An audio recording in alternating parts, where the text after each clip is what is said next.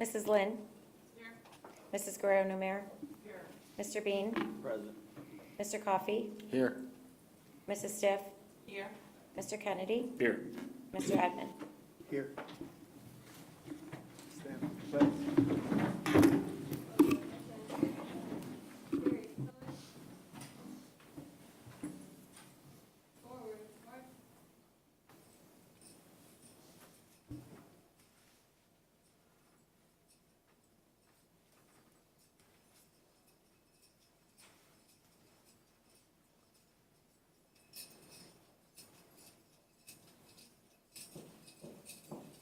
Color guard. Hold. Right. Face. Pose.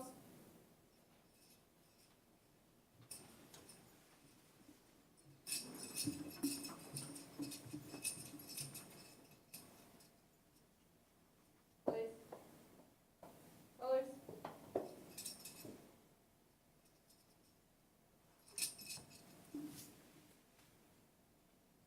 Present. Arms. Pledge allegiance to the flag of the United States of America and to the republic for which it stands, one nation, under God, indivisible, with liberty and justice for all. Order. Arms.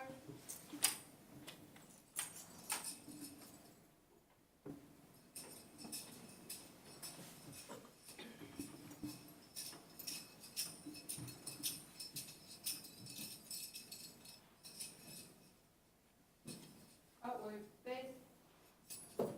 Forward. March.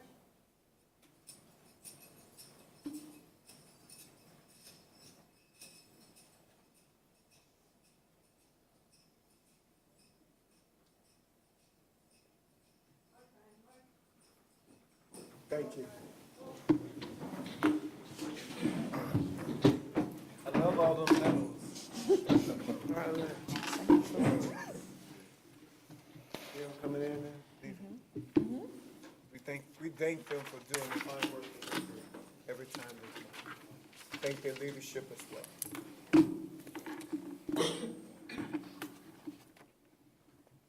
I want to welcome all our guests and visitors.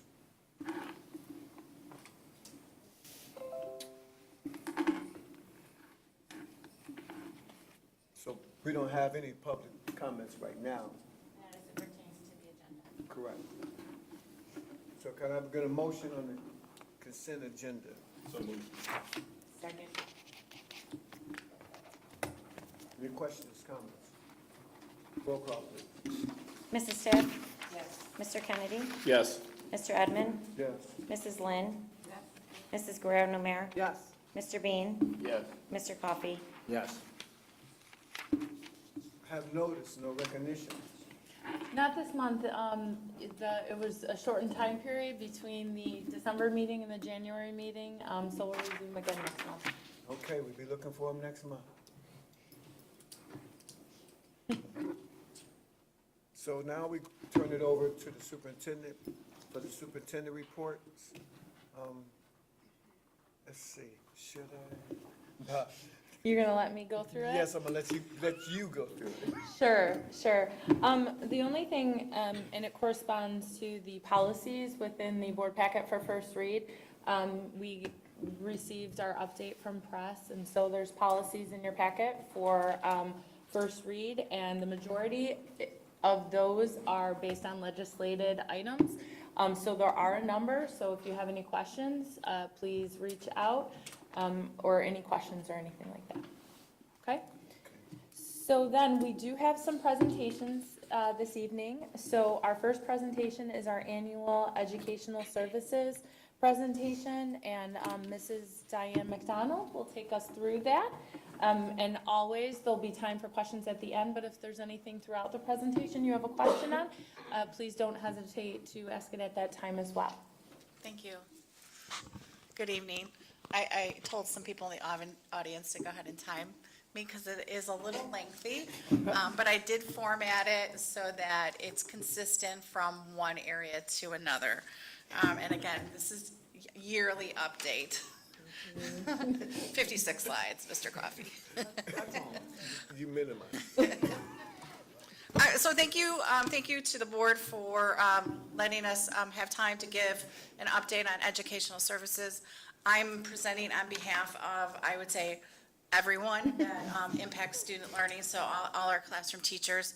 And this represents, it's a small representation of the work that we've done this, so far this semester. So I want to start off with two components of this presentation, which ties right into our new updated strategic plan and those two objectives.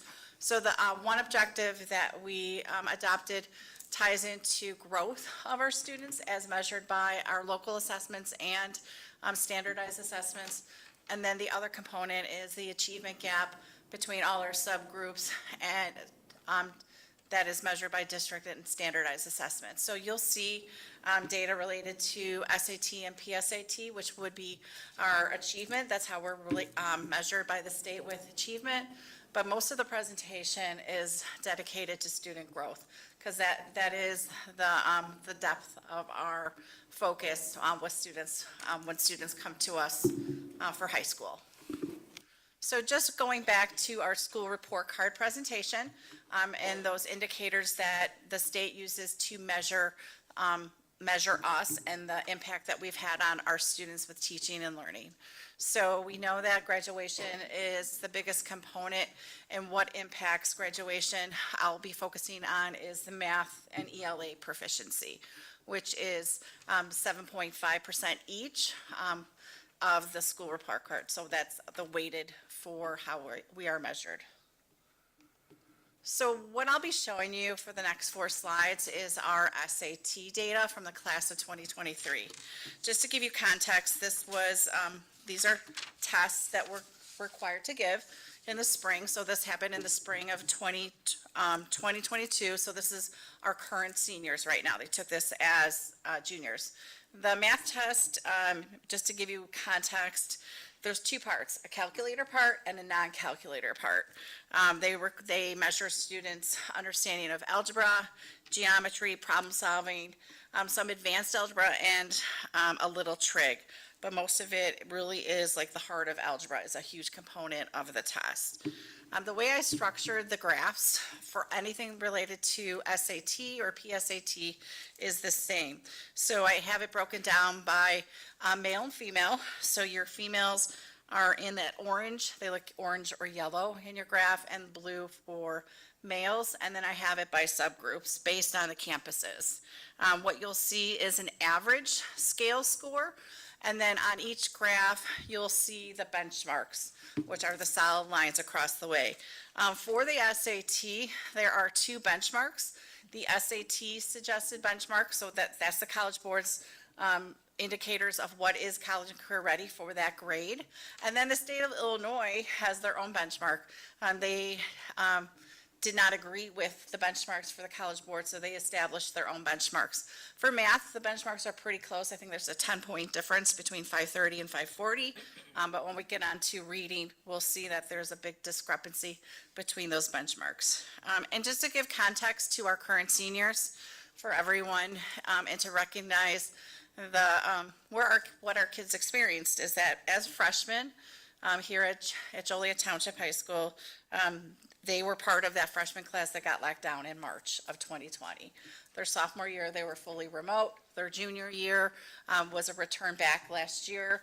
We recognized that the learning environment was very disrupted last year with just our students not coming back in the best spot that we wanted to. So our class of 2023 obviously were impacted by COVID. And also, as we talk about the proficiency and the reduction of achievement gap between all our subgroups, and the board has already approved this, but beginning next school year, we'll be offering pre-AP English 1 and pre-AP World History to all our incoming freshmen. So they will get their foot in the door with our pre-AP classes on top of the accelerated placement that I'll talk about next month at the February board. So it is a focus for the district, but just also recognize the impact that COVID had on our students. So again, then here is West Campus with those such benchmarks for the class of 2023. The reading test is an English test, so it's a reading test and a writing language test. So the reading test is all about reading comprehension. The writing test is about language interpretation. Again, there are two benchmarks, one for the state and one for the SAT.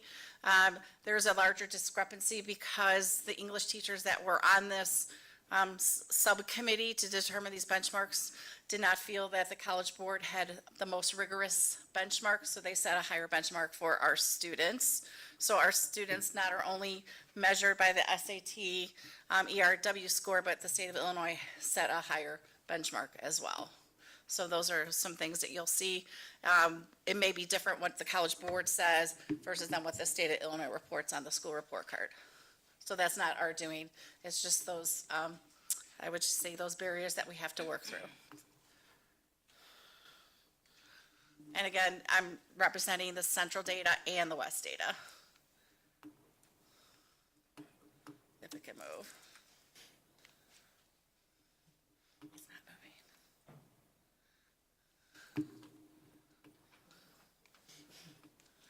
The batteries.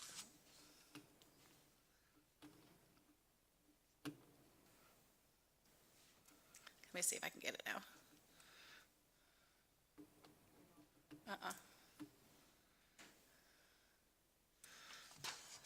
So during that media break, before I move on to the rest, because this is the class of 2023, are there any questions thus far? Thank you. Okay, thank you. So the rest of the presentation you'll see is mainly of student growth, and I formatted it, and I'll talk you through the first slide, and then I'll go somewhat quickly through the rest of the slides. So let's talk about math. We've been talking about that quite a bit. We are grateful to have math interventions for our students. We offer a double block math class, so instead of 55 minutes, we offer 110 minutes. We have 951 students district-wide that are receiving those interventions. On top of that, students that are in a single period math class but have been identified as needing additional support, we put them in learning labs this semester, and we supported 184 students. This was our first school year that, as working with the math team, we identified a consistent structure of how those 110 minutes are being used with double block math, because we recognize that there has times in the schedule that we need to focus in on skill development on top of grade level content. So the picture that you see, orange reflects grade level lessons, and then the orange would be skill development. So this is a suggested schedule that the math team put together for all teachers that teach double block math. So the question is, how is our double block structure working? This is our first school year that we've used Math IXL.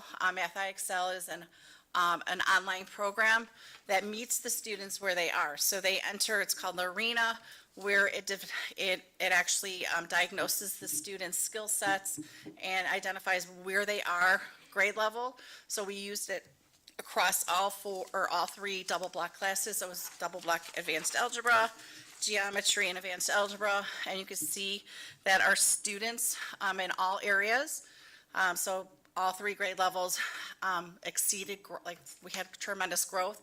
And just to give you context, 100 points is approximately one grade level growth. But recognizing that some of our students came in at 5th grade, so they may have moved to like a 7th or 8th grade level.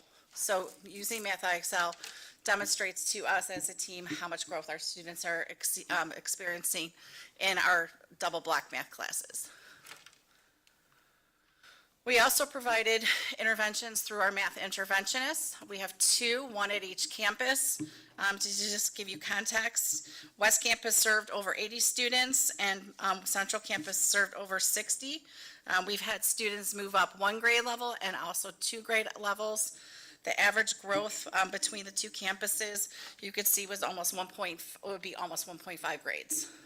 So their work is highly appreciated, it's highly effective, and we'll be talking more about that at the end of this presentation. And here's an example. We are using Panorama. This is a program that we adopted during COVID, and it's really just grown exponentially with the use. So our math interventionists are progress monitoring in this. So our counselors, our social workers, they would be able to see the progress monitoring of all our students that are receiving interventions. And here's an example that I got from Bobby Sue. So a student started in the arena of Math IXL at 299, which is a 3rd grade level, and working with her, the student moved to almost a 6th grade level. So with intense interventions, so that would be tier 3, we see accelerated growth with our students working with the math interventionists. We also, this school year, this semester, we implemented math learning labs. So that's an additional support for our students in single period classes, so they're not in double block.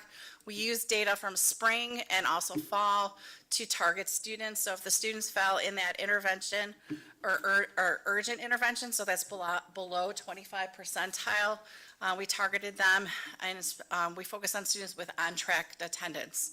We wanted to give interventions to students that were coming to school to make sure that what we were doing was working. We utilized Math IXL during this advisory time, and then students were enrolled into their advisory for a period of time and were able to exit if they met grade level criteria.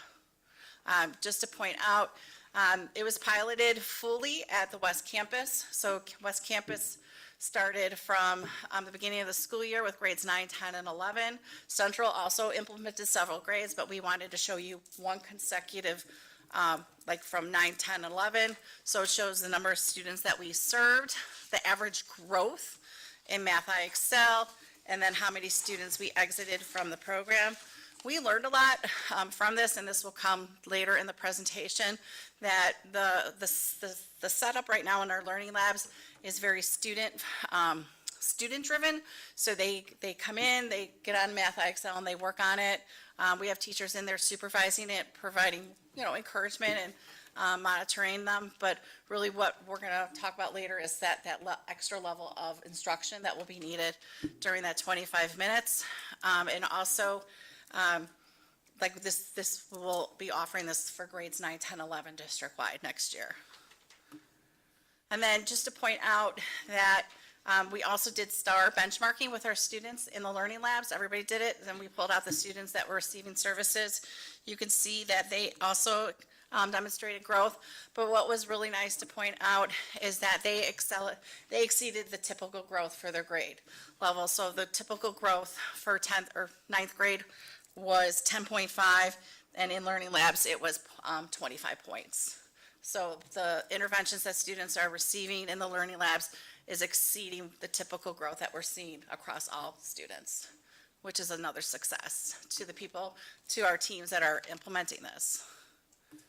So now I'm going to be moving on to our STAR data. This is yearly data that I share. Dr. Guzman incorporates this in her evaluation, same with the principals and myself and the assistant principals. We have STAR data in our evaluations. So just to walk you through the structure, because I'll go through these slides pretty quickly, and I formatted them all the same. So it includes, I filtered it by the courses that the students are in, to get the context of that class, their average fall score, their average winter score.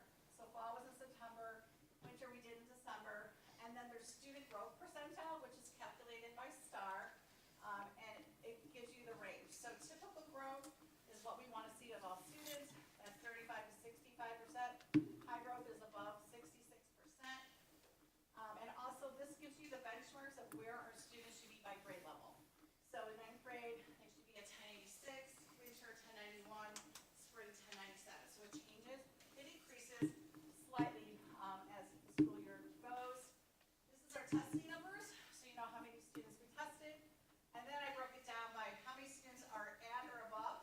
So at or above is the 40th percentile. That means that these students are predicted to meet their next growth goal. And then students that are on watch, intervention, or urgent intervention is the breakdown of percentiles here. So the students, like I made reference to in the learning labs, we really focus on the students in intervention. We call them the yellow. The show yellow, and then urgent is red, and then we filtered out attendance, and we really targeted the students that are coming to school every day, and they need those needed interventions. So all the STAR data is formatted this way. One thing I'd like to recognize, you can see, if we're meeting grade level, I color the boxes green, but you'll notice most of our student growth percentile, last year they were in the 30s and low 40s. Now we're seeing that they're in the 40s and high 50s. So we're not only seeing students getting closer to grade level, but a higher level of growth. So I'll break it down by it's STAR Math for Central and West. And as you see, this is our incoming freshmen, and they're going through their Algebra 1 in Carnegie curriculum. And then one thing that I asked a question about is the correlation between student grades and then the STAR score. So what I saw was there's a high correlation between a student's STAR math score or color, like range, and how well they did in their class. So like the students at Joliet Central, if they were in the winter dark green, 80% of them got an A, B, and C in their class. And as it goes from on watch to intervention to urgent intervention, the percentage of students successful in their grade level classes decreases. But that tells us that the students are still developing those skill sets needed to navigate a 9th grade math class. So even though we see our students still growing, we recognize that not all of them can grow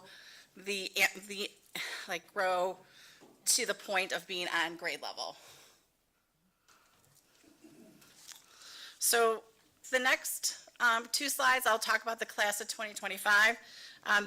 These students, they're current 10th graders, and they had the last year when they took this test, that was their first year with us, but it was fully in person. But thinking backwards, like they had remote as junior high students. So again, this is broken down by male and female and our subgroups. What you're going to see is that compared to SAT, our on targets are much closer freshman year and sophomore year, and it's where what we've seen with ACT as well in years past is from sophomore year to junior year that the gap changes for our students, where they become more off target from sophomore year to junior year. Again, this is, to me, this would be baseline data for our students as they were with us for their first year, showing math. And then here is their subsequent STAR math data, so you can see the difference between algebra and geometry. So our students in geometry are on target. So this would be, they would have 2 years of Carnegie math, and you could see also those growth percentiles are in the 50s. And we have more students on the left of the graph, which is good because they're at or above benchmark. And then math for West Campus, again, broken down by gender and subgroups with those benchmarks noted from PSAT 9. And then the distribution of STAR data from the fall and winter testing. Again, you're going to see high level, high percentages, and as well as grade level data. And then again, this was just a question that I had. So again, the same correlation between their STAR December benchmarks and their percentage of grades.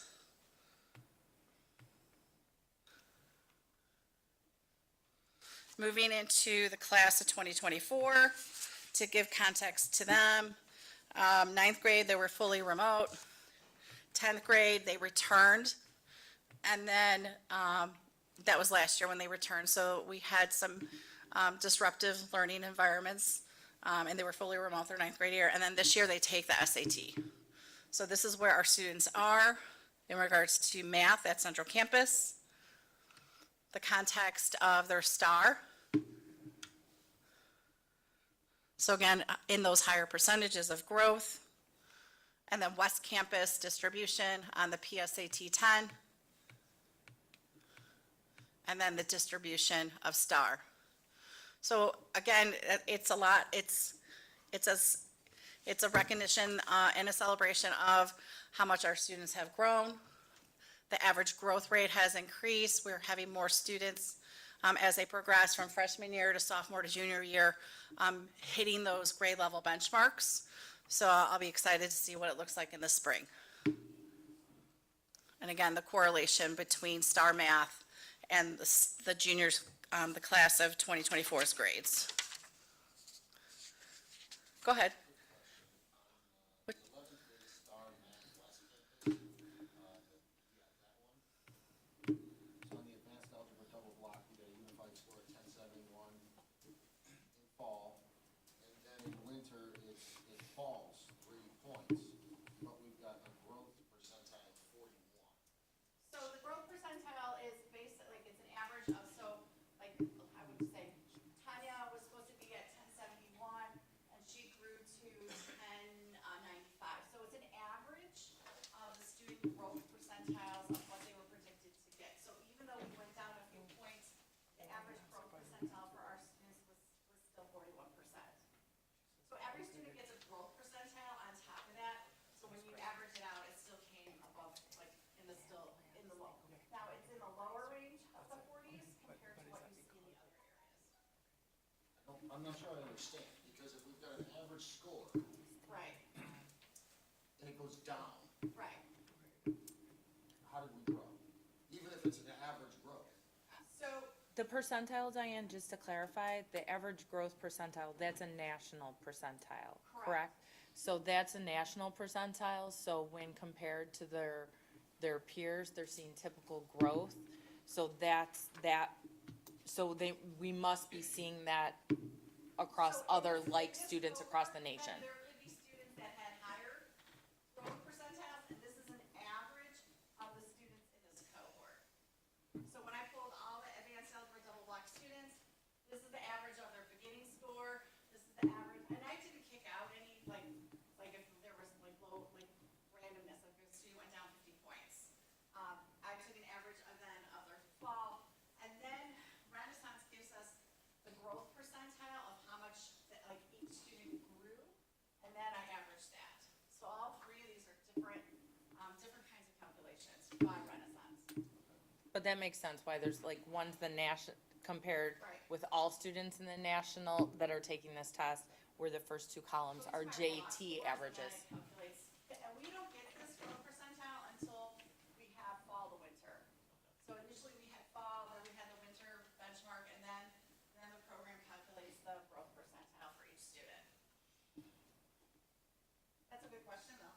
And you see the same thing with advanced algebra bilingual, so I don't know if that's something perhaps we could ask, maybe if Renaissance knows why they're seeing that nationwide too. Well, and I would have to, you could look at just the cohort. So when I pull up the cohort, I'll look at their fall and winter, and there could be students that just maybe didn't take the test seriously and they went down, or went, I have to look at each kid.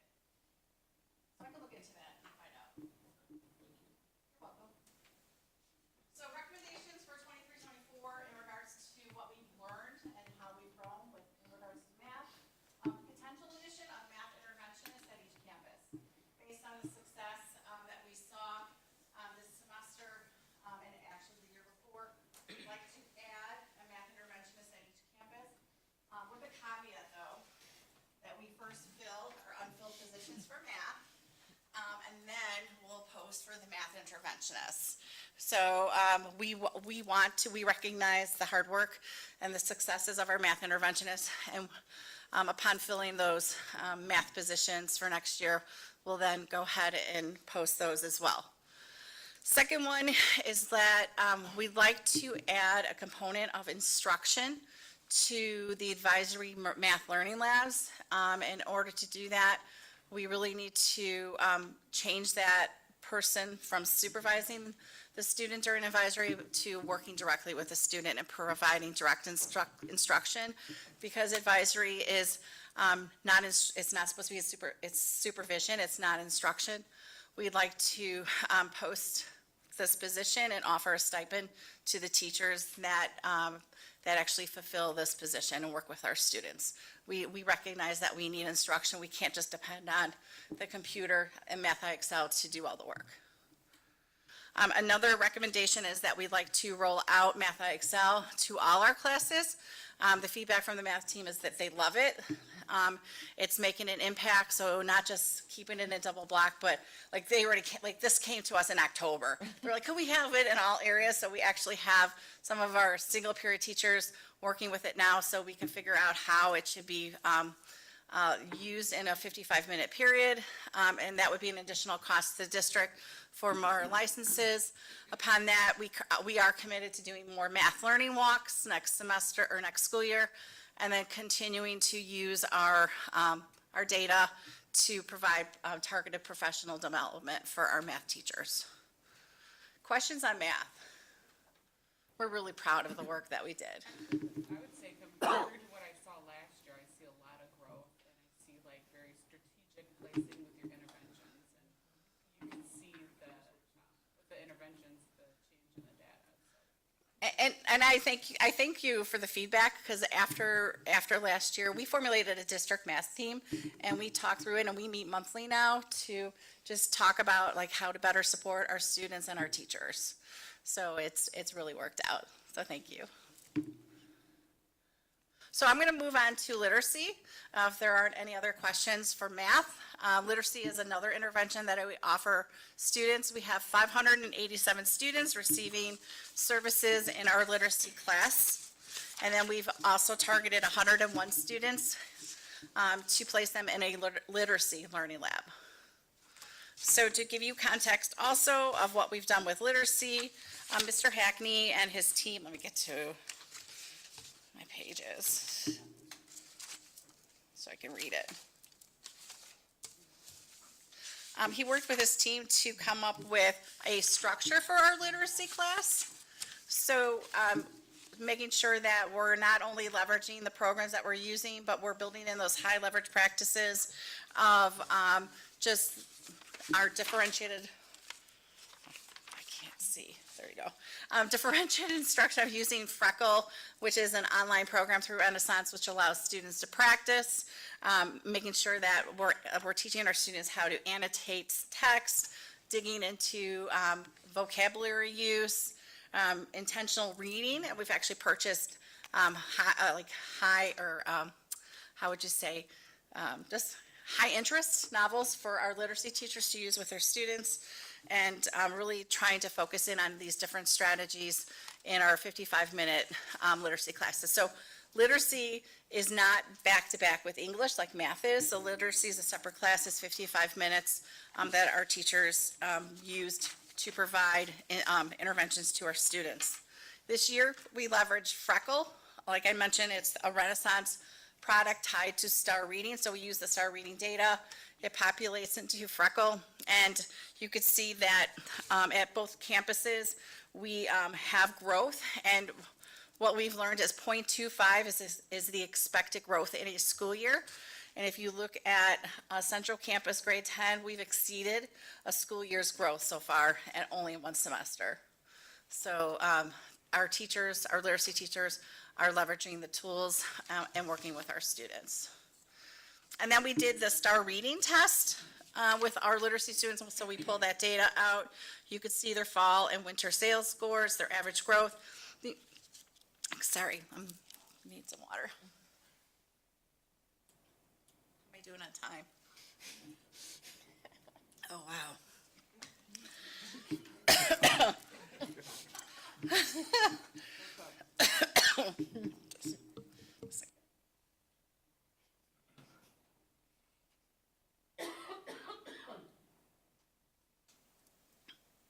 Again, we saw positive growth. The only area that we didn't was in grade 10.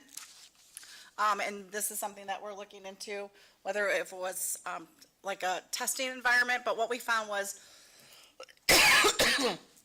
for the winter benchmark, our literacy teachers gave the test, then they went to their English classes, and then the English teachers are saying, you got to take your test. So some of our students took it twice, so the way they pulled the data, We think that some of this, like the students, it was over test. Students that are English in English 1 through 3 without literacy, we used spring and fall data, and we used Freckle to help build student skill sets. So again, students were enrolled in there and were able to exit if they met the criteria. What we saw at the West Campus Learning Lab, again, this was the pilot, the number of students that were enrolled. You could see their growth, how many students exited. Again, you can see that the Learning Lab data, it far exceeds the averages for each grade level. And then I'll move into the STAR data again. The less classes because it's English 1, instructional or honors.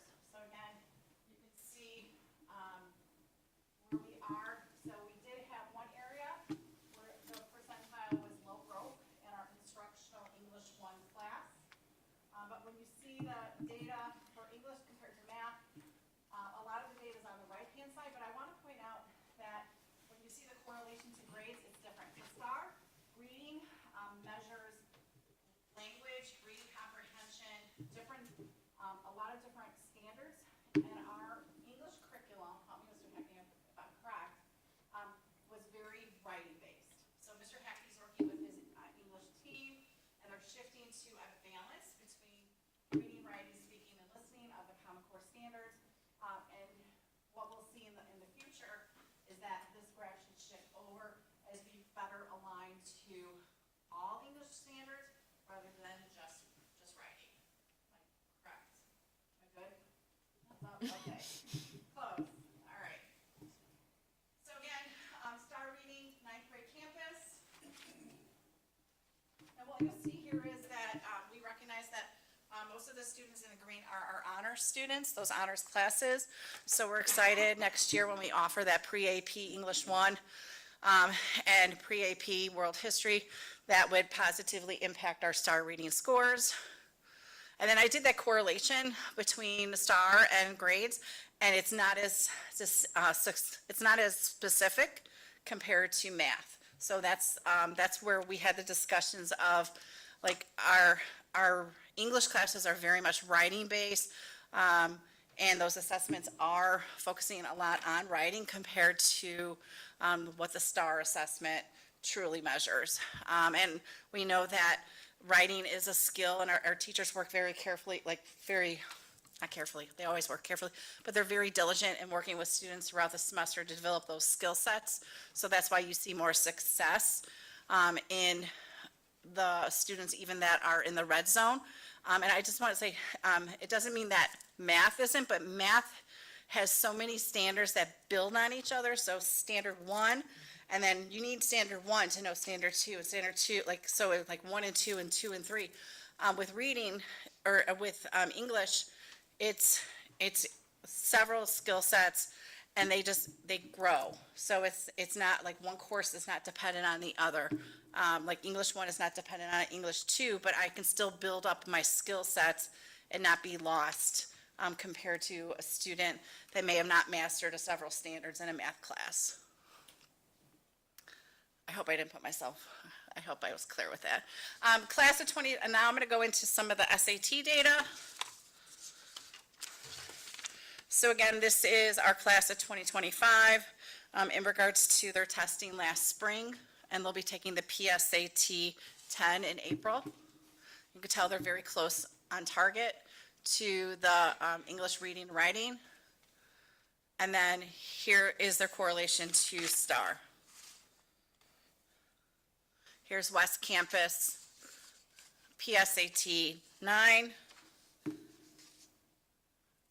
and their STAR data.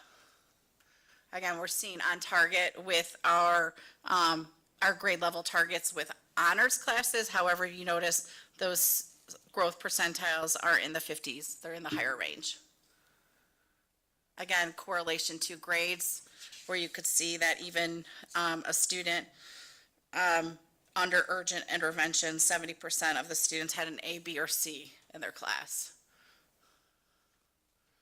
Class of 2024, those are our current juniors. Here's where they are with their reading, distributed by gender and demographics.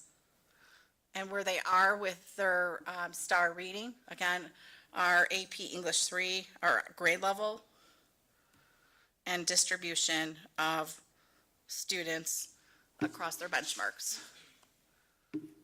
And then West Campus, PSAT 10, and their distribution of star reading. And again, their grade correlation. 12th grade, same thing.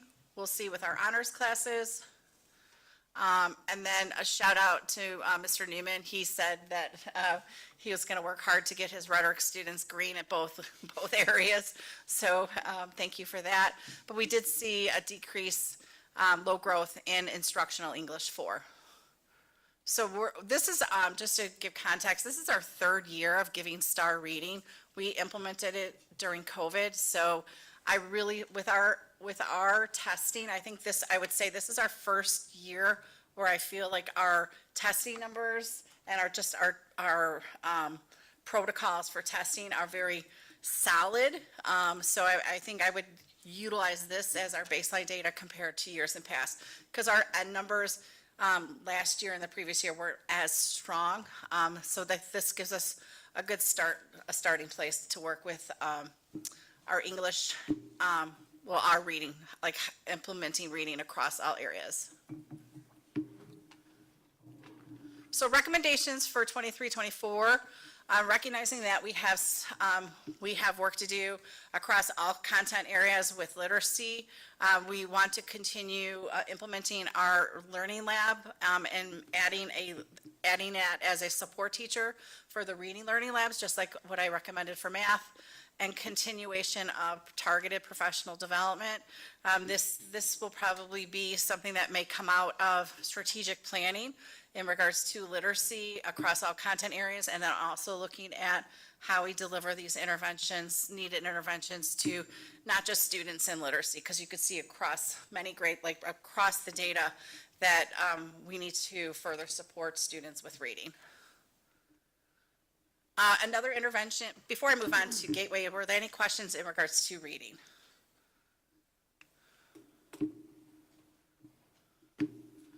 Another intervention that we implemented this school year is called Gateway to Graduation 1.0.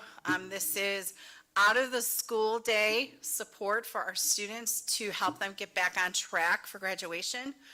They take one class remotely through our program called Apex. They work with a teacher online to get credit for that course. We initially targeted senior students. Most of the areas that they needed support in were math, English, and then they needed electives to catch up for graduation. And now that we have first semester data, we have students now that, like freshmen, sophomore, junior students, that are asking to take this program so that they can help get back on track. But we target students that have not failed, like they've only failed one class, they have good attendance, and they're able to work remotely by themselves because it is outside of the school day. Based on where we are with first semester, we had 68 students enroll so far, and 21 of them actually completed their courses during first semester. That is an improvement from last year. What we saw last year is students waited till April and May to finish their classes, and now they're actually finishing a little earlier. So that's something to celebrate.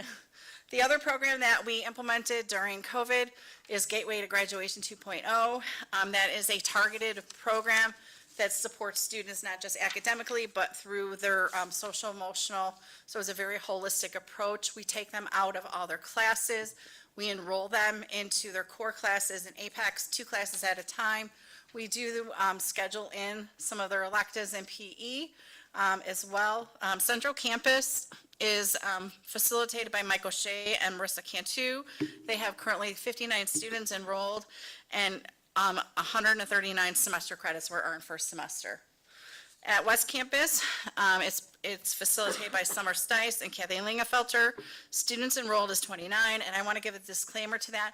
We had more students, but this program was not meeting their needs, so we had to unenroll some students at West Campus, and they're working on filling those spots. but during first semester with the students that were attending, a 66.5 credits were earned. Summary, my last slide, just want to point out. 3 big areas, again, because of the request for FTE and funding. So we want to make sure that our learning labs are offered district-wide that provide continued support of students in math and reading. So all students enrolled in single-period algebra, geometry, and advanced algebra, students enrolled in English 1 through 3 without literacy support. We want to ensure that learning labs are staffed by math and English certified staff in order to provide those needed supports. And these certified staffs would be provided a stipend and then expand the use of Math IXL to all core math classes. That concludes my presentation. If you have any questions for me, and I will look into that data set for you, Mr. Coffey. All right, thank you.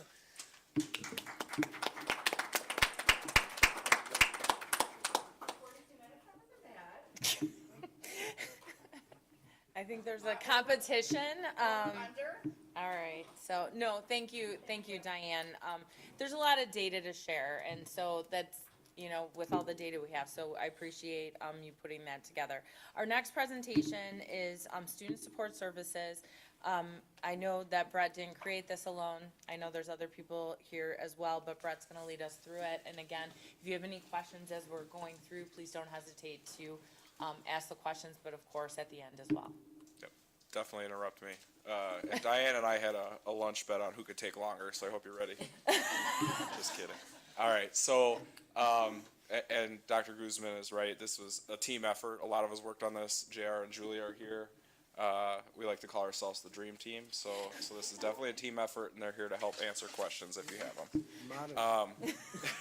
So it's good to be able to be back talking about alignment with the strategic plan when we bring these things up. That's exciting for all of us. So just to point out some areas where what I'm going to talk about aligns to our current strategic plan. First is there's 2 objectives that we're going to target in this presentation. One would be by 2027, each senior completing a post-secondary plan, and the second having to do with chronic absenteeism rate decreasing for all subgroups on an annual basis. More specifically, there's a lot of alignment with Strategy 3, and for those of you who are newer to strategic plan, we're not adopting any of these yet. That's a process that Dr. Guzman will take us through later in the school year. But anytime we're talking about adding or changing anything, I think it's important to point out that these things are in the strategic plan, and some of them are specific lines within these action plans. So 3.1 and 3.2 are 2 areas we're going to hit heavily. So the first thing I want to talk about is attendance. We know that this is one of, if not our biggest challenge in meeting the needs of our students right now. And the metric that you have to look at to see that is the chronic absenteeism rate, which is defined by the State Board of Education as missing 10% or more of school days. That means 18 days for our students, right? It's a lot of school days to miss, excused or unexcused, counts toward chronic absenteeism.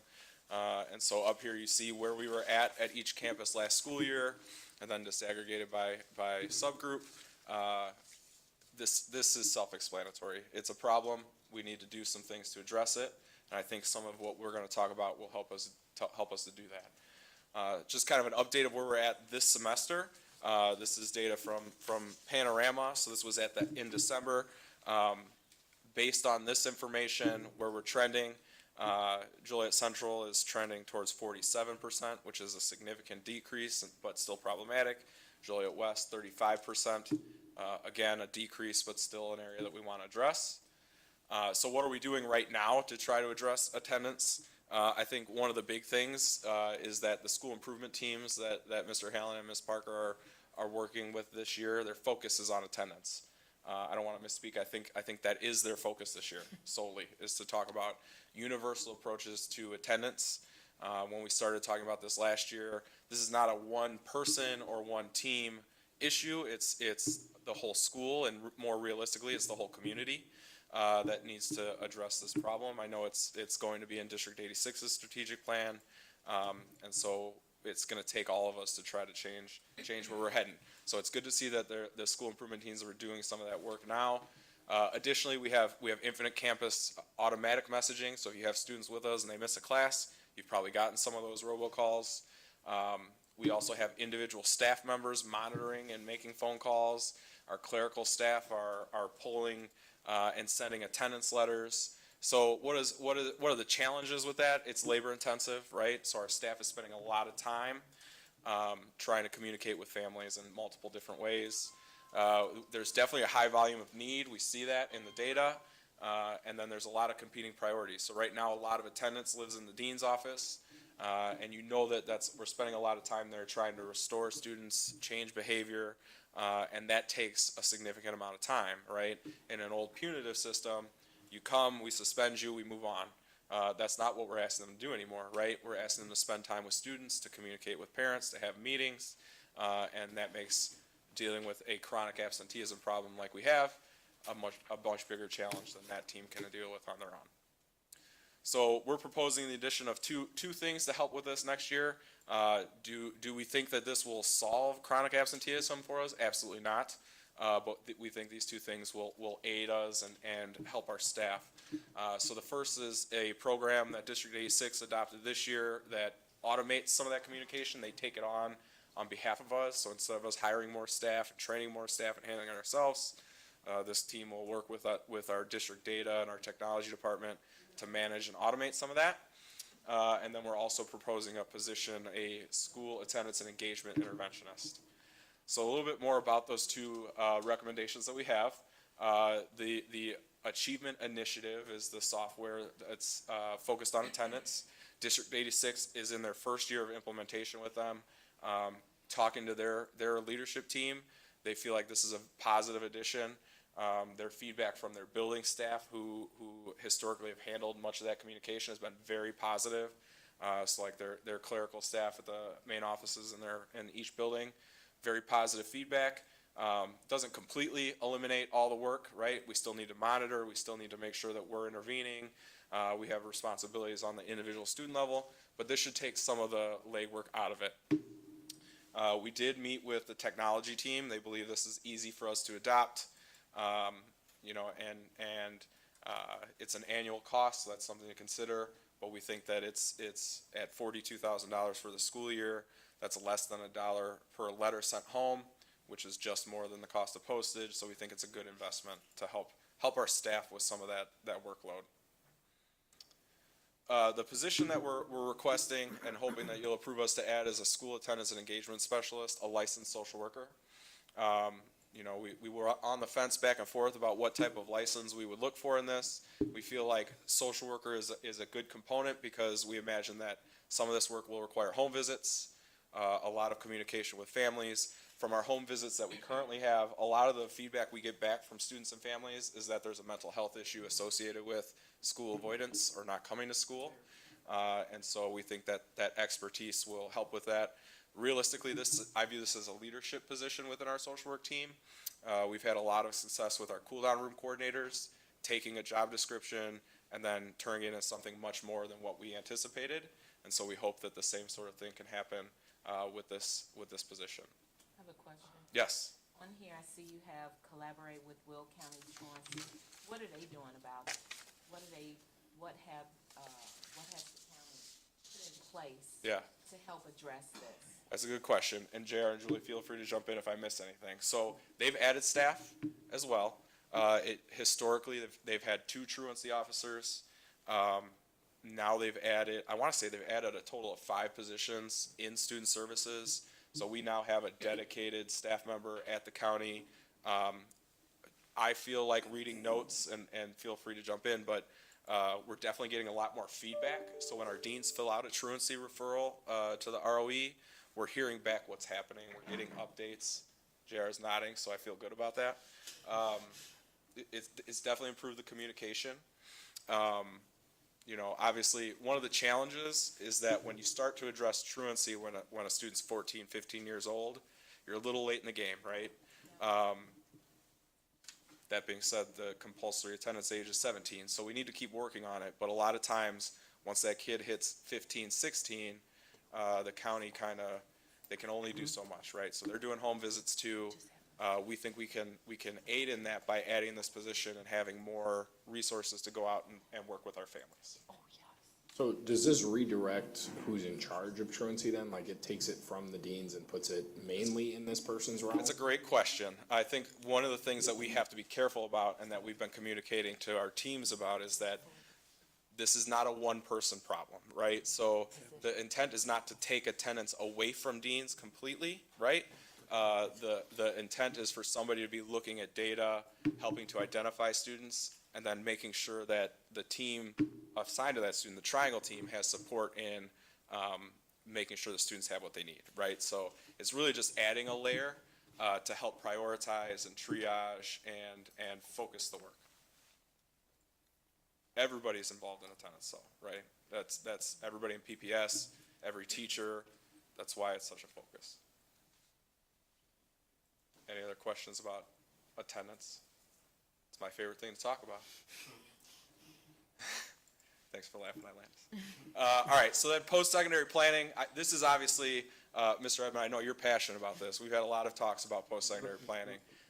And we know it's an area that we want to do better in because I truly believe, and I think we all do, that it gives our students a goal, and they will also help with attendance, right? If they're working towards something, we think that matters. So just some data points on where we're at.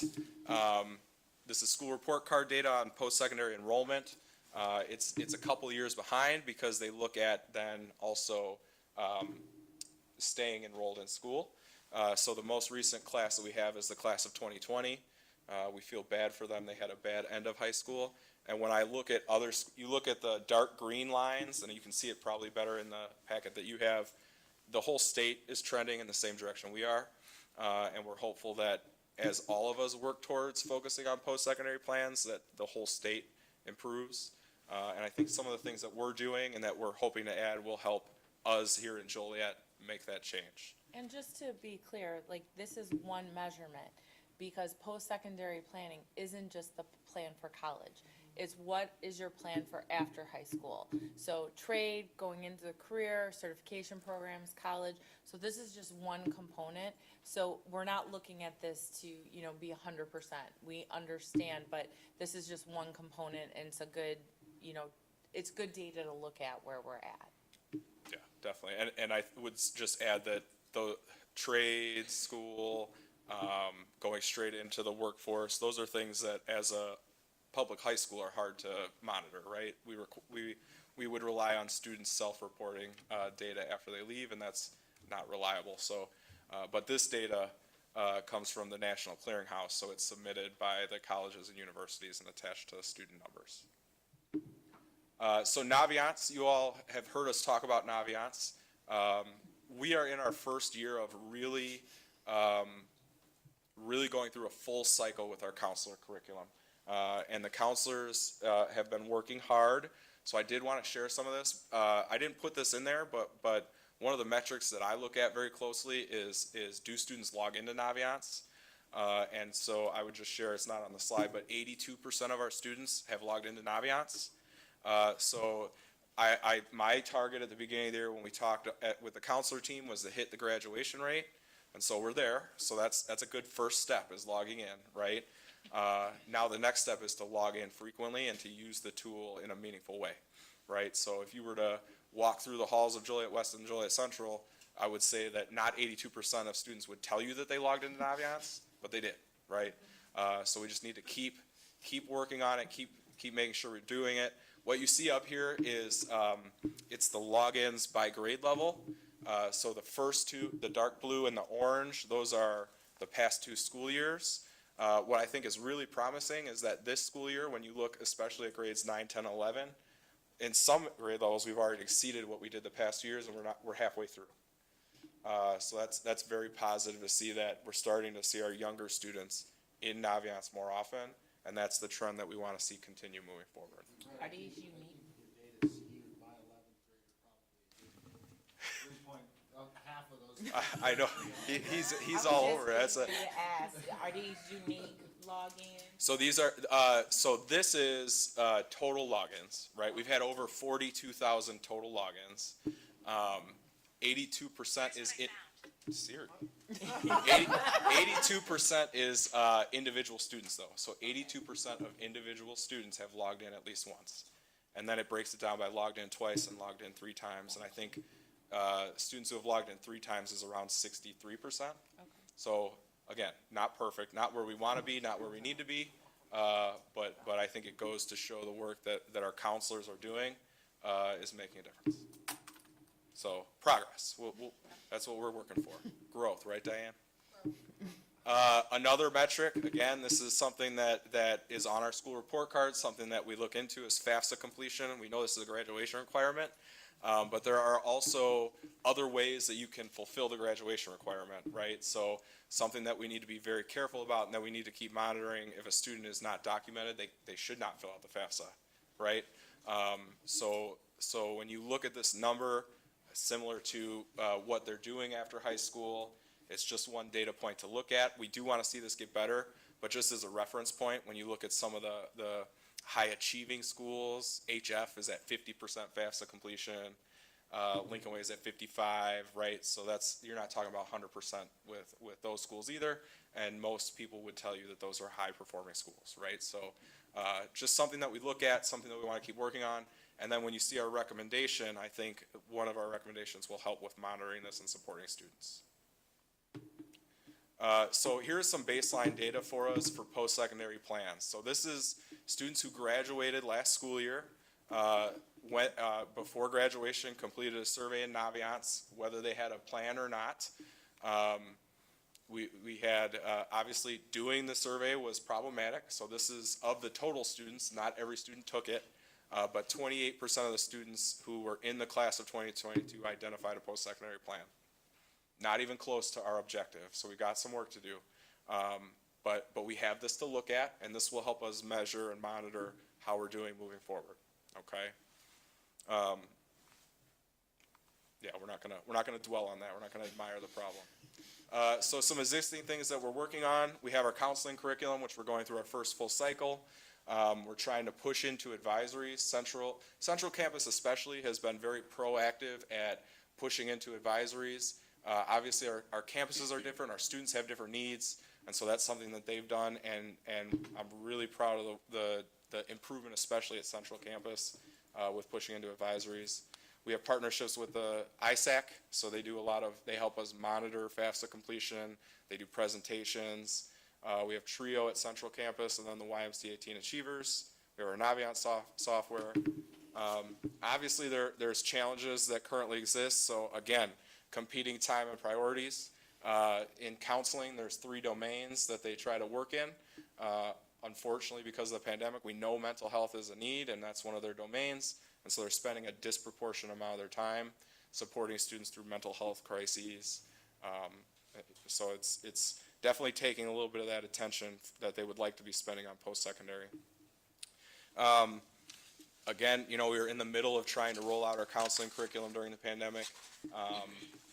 We want to, and then the evolution of post-secondary mandates in the state of Illinois is constantly changing. I feel like every legislative session, there's a new bill that talks about post-secondary planning and what students are required to do.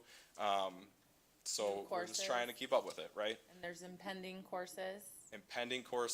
Everybody's going to speak Spanish because everybody's going to U of I. There's a lot, right?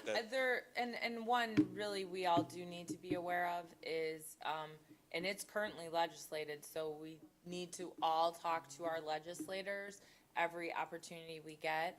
But as it is written right now, students will have to take 2 years of a foreign language as part of their high school graduation requirement.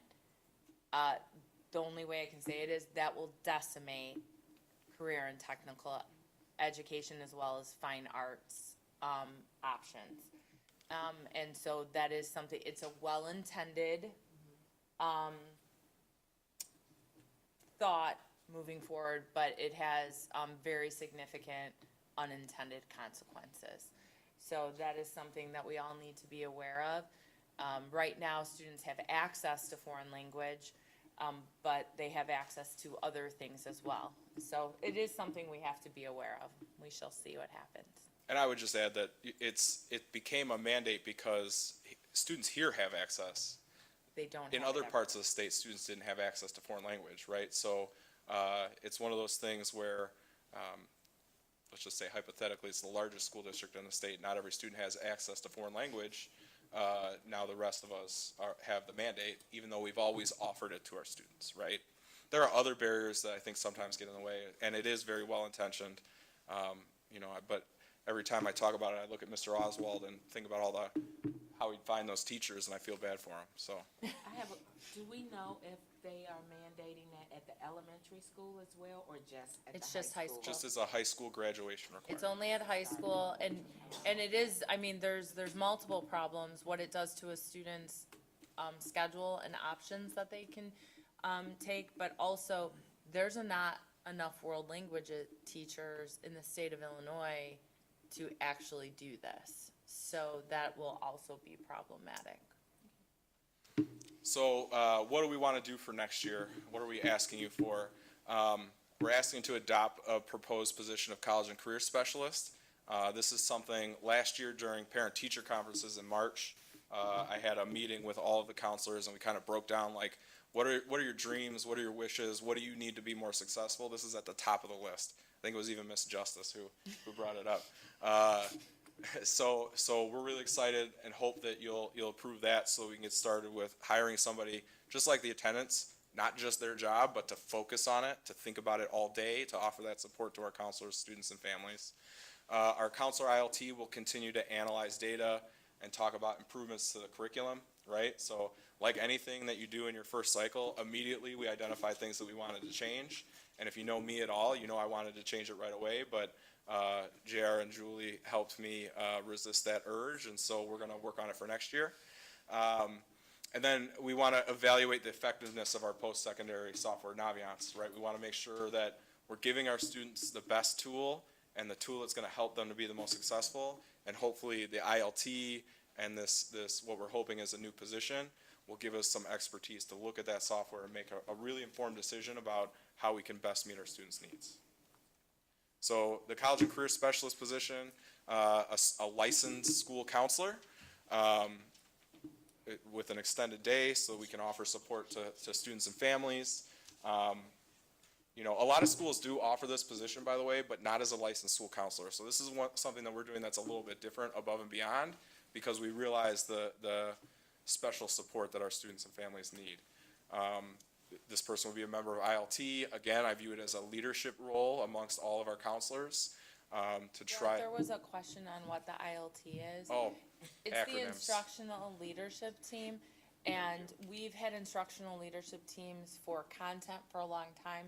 So I want to say about 4 years ago, we talked about the importance of creating that for our guidance curriculum with our counselors leading that. And so Brett and others have been working with our counselors, so it's the same type of content curriculum team, except it's guidance curriculum. Sorry. Acronyms. I was just gonna say, I would just like to clarify for the entire board that we all know what the instructional leadership team is, but it's all the acronyms. It's alphabet soup, I know. So again, we really, this is not, one person is not gonna solve this, but hopefully this allows us to have some expertise and support in the building that's not at the administrator level to collaborate with the counseling team and ensure that students have access to the information they need. Any questions about the position? Or anything in general? I think I do have 2 more slides on here. I don't know. Are they hidden? Okay, good. All right. I would just add that it's important to know that the school report card is anticipated to evolve over time.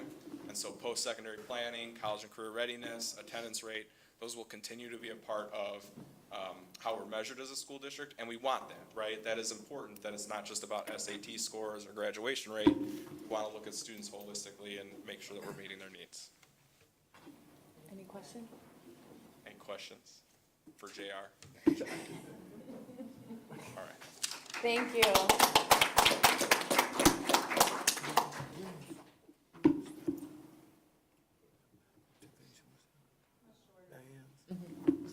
I just like this, Did you have a question, Mr. Ogden? no, I just like to say something on behalf of the math intervention video that I seen. I I was very delighted to see those young people expressing how much they enjoyed and was tremendously helping those interventions of those math classes. And they didn't know it, they might not know it or not, but they was actually mentors and leaders and encouraging others by them breaking out of their shell and being bold enough to be videoed for others to see them. But I listened to every one of them, and I was very much impressed with them sharing their feelings concerning that. So I thank you all for putting that together. Thank you. Thank you. I think I do have a question, Brett, I'm sorry. So, in looking at the college and career specialist, it talks about monitoring data and often targeted post-secondary support. Can you expand upon that a little bit? Because to me, that reads that we're targeting one population of student.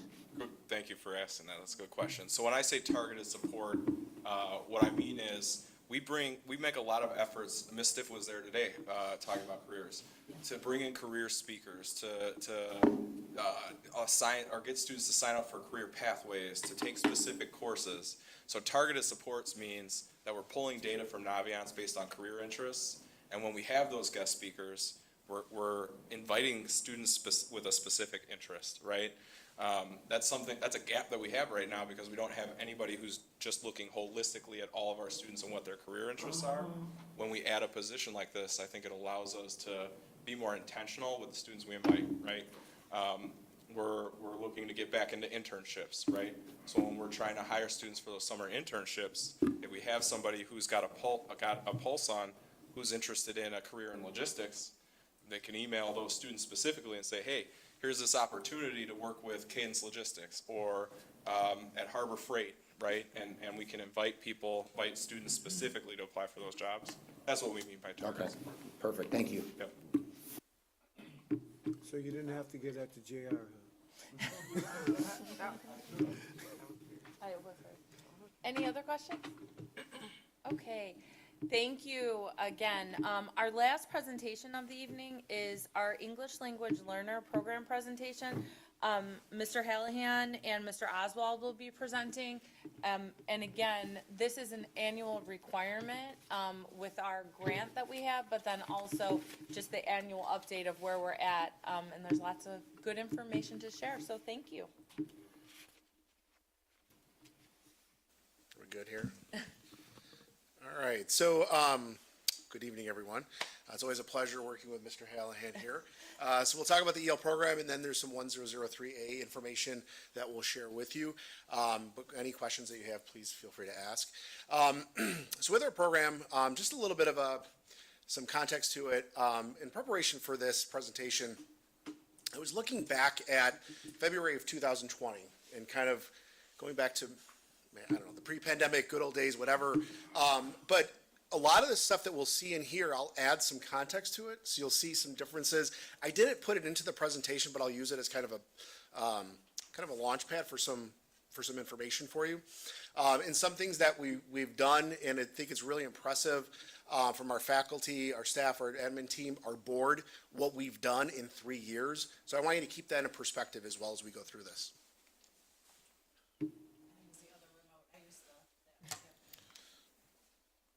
There we go.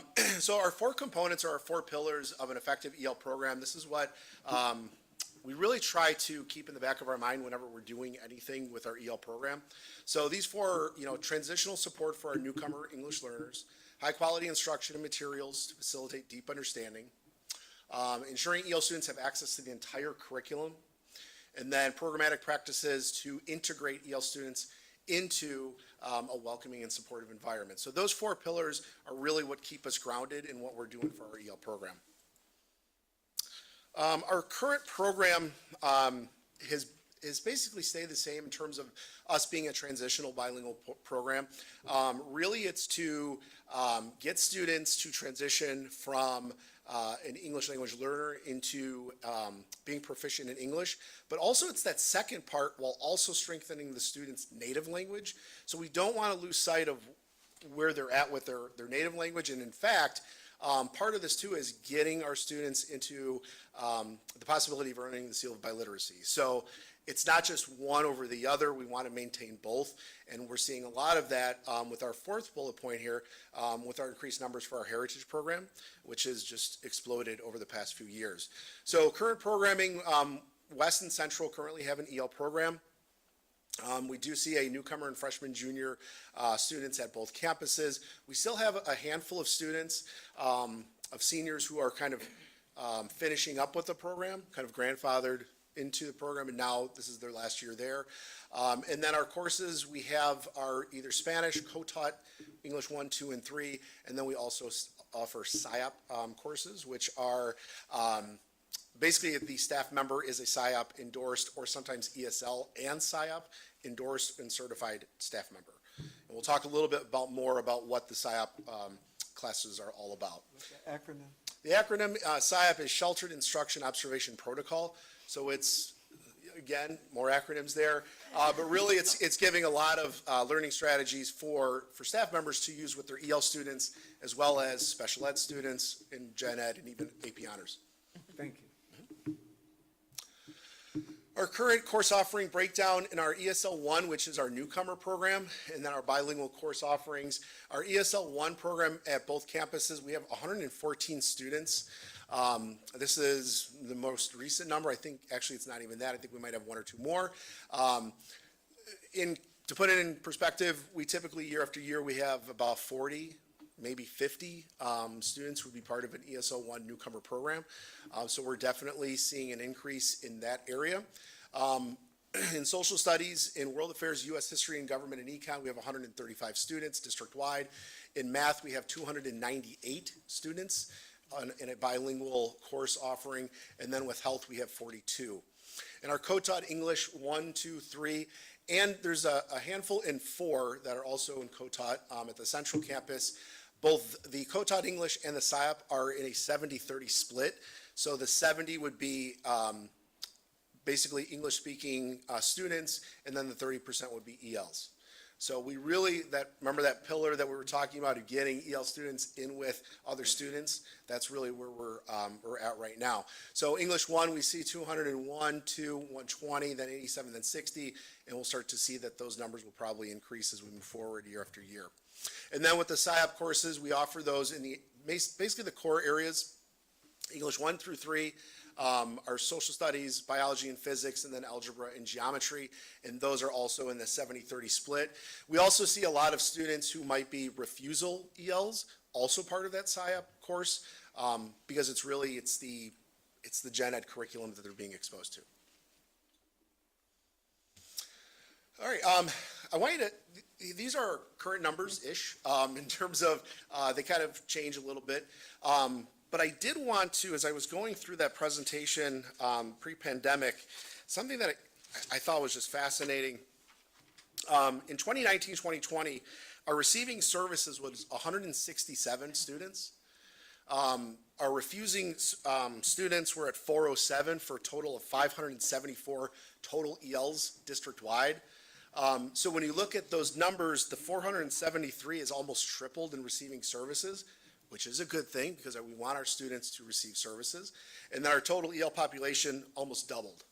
So we're really seeing that growth just in the 3 years during the pandemic.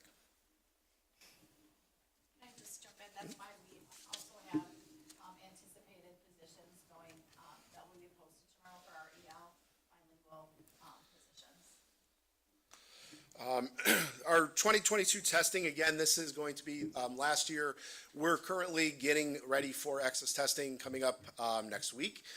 So we're going to have those 1,146 students testing over the course of 3.5 weeks at both campuses. But our numbers last year, including our current 9th graders, we're seeing a lot of our scores in the developing stage, which is the gray area right there. That developing is within that 3 to 3.9 range. For context, we're looking at 1 to 6 of your access scores. We typically look at like a 3.5 as being a really good indicator of possible success in a Gen Ed situation. But we also look at those 3.5 students as if they need services, they're prime candidates to be in our SIOP program if they need that. Is there a score to test out? There is. The 4.8 at the composite score, which is your composite of reading, writing, speaking, listening, that would be your exiting score. So, good question. So we'll look at the next couple of slides with access of those receiving services and then those refusing services. And I have a couple here, and then we'll look at it side by side. But something that you should kind of see here is the students that are receiving services are in that 1 to 1.9. Those would be considered our ESL 1, our newcomer students who have been in the country anywhere from 2 to 4 years roughly, and probably have some interrupted learning. And then when you also look at the 2s, kind of the same thing. So we're attracting students who need the services to actually receive the service in some capacity, whether that's part-time or full-time. Difference, part-time would be anybody who receives at least one course, which is SIOP, co-taught, or bilingual, and full-time would be everything. They would receive all bilingual education. So we are seeing kids who need those services are getting them.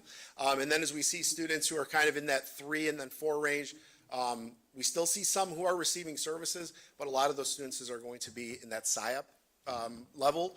But we also do see some students who struggle in areas that also will use bilingual service supports, primarily in math.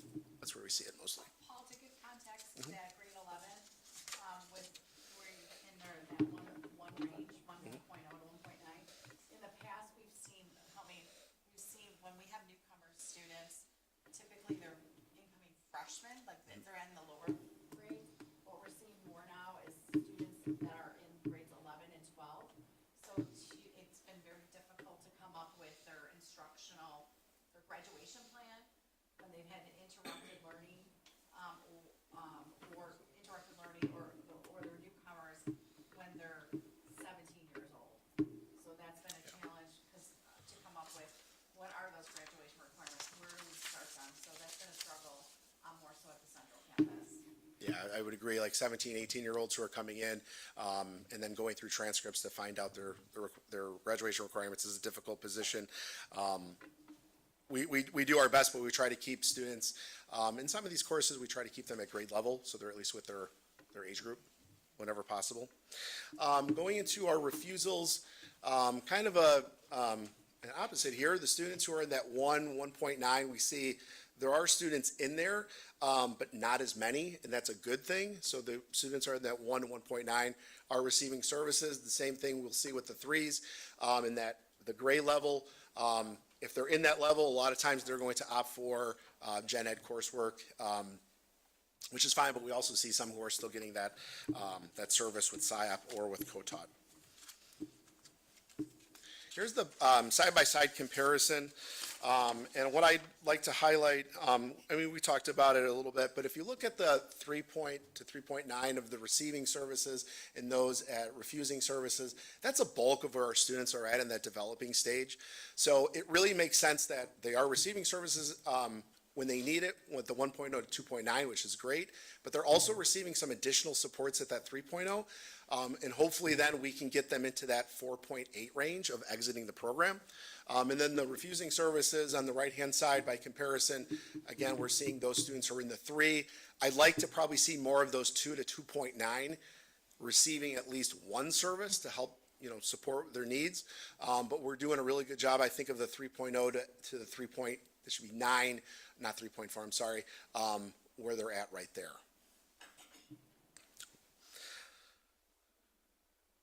Some things that we've implemented over the course of the 3 years to help us with some of this, especially with our domains and trying to improve access scores overall. We've implemented ILIT ELL, which is it's more or less a hybrid program. It's a focus in on reading. It's very much online, but it's more about interaction. So this is year 2. We piloted, and I'll use that term loosely, piloted 2 years ago. Last year was the first time we did it. We still need to get some professional development on it to really, I think, to make it more effective. It's effective, but I think it's more than just the online portion. So how can we get our teachers to get a little bit more of the interaction with it to help with other areas, not so much just reading and writing, but also speaking and listening. And speaking is the one we really want to get our kids up and moving with. So just our sections themselves, again, that's all district-wide. Our C level is our newcomer section. And so when we look at our C level right there, we have 4 sections. That's because we have, so many newcomers in the district. All right, I'm going to turn this over. This is where we start to now get into 1003A, and I'm going to turn it over to Shad.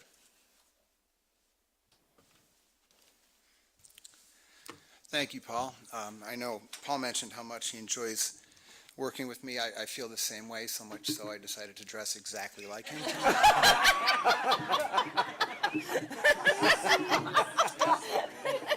So, shop at the same. This hasn't been the first time you've No, worked no. with Shad. We shop at the same old man administrator outlet, I guess.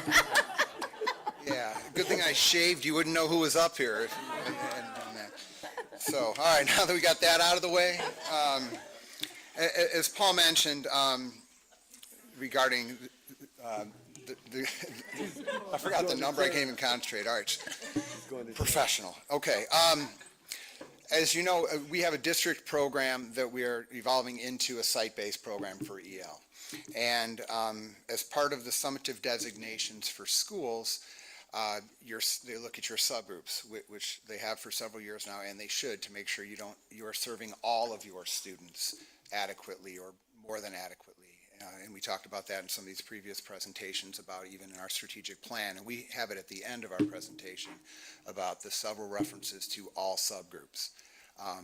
So anyway, in 2019, Joliet Central received the summative designation of targeted, specifically because of the performance of our EL population. All right, and as you can see, this is just a timeline of since then, the summative designations that we've received. As you know, for the few years with COVID, in 2019, 2020, they just had schools keep the same designation that they had the previous year. In 2021, they didn't issue a designation to schools. So this past fall was the first time since we received that targeted designation that Joliet Central had an opportunity to remedy that or have a different designation. And we're proud to say that in 21-22, we moved back up to the commendable status, which is a good thing.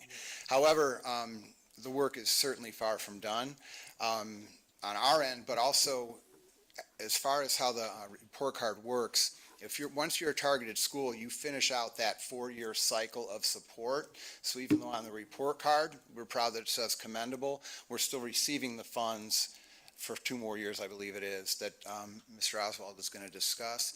And frankly, all of the work that we're doing for our EL students, we'd be doing wherever our designation is, because it's important for those students and to meet their needs. Other one.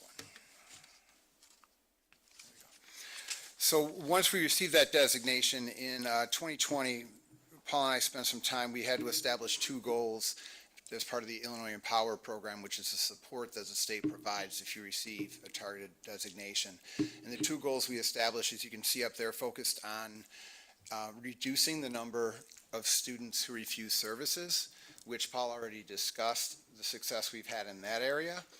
And then the second goal was centered on graduation rate.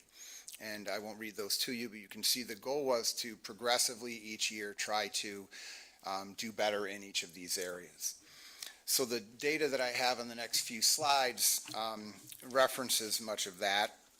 This is specifically our EL students at Central. This isn't district data because that status or that designation is based strictly on the Central students, so I wanted to provide you like data. And what I have here is graduation rate, as you can see, as it has with other subgroups and all students, which you'll see on the next slide, has kind of been all over the place the last few years. And I think that has a lot to do with the circumstances of the last several years, but I wanted you to have this data. So as you can see, when we set the goal, the graduation rate for our EL population was 56.9. We stayed pretty steady. We had a good year there then in 2020 where it went up quite a bit. Then in 2021, it dropped pretty significantly. And then we're proud to say that this past year, we're back up close to where we were, even above when we started. So we certainly still have work to do with the graduation rate for all of our students, but especially our EL population, as it is the largest component of that designation. And it's a very important thing. We want our students to graduate. It's not the end goal, as I've heard Dr. Guzman say many times. It's what they're going to do after that, but they can't move on to those things after that often if they don't graduate. So that's a significant thing that we're focused on for that EL population.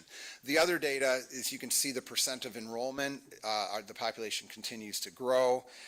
Student mobility is a challenge with this population, even more so than with all of our students or even other subgroups, as you would expect. And so that creates some barriers as you have students coming in October, November, even into March. And as Diane mentioned, and then if they're newcomers, where do we put them, and getting transcripts from the country they came from and everything. So there's challenges that are unique to this group that we don't use as excuses, but they are unique to this group and that we have to keep in mind when we're serving this population.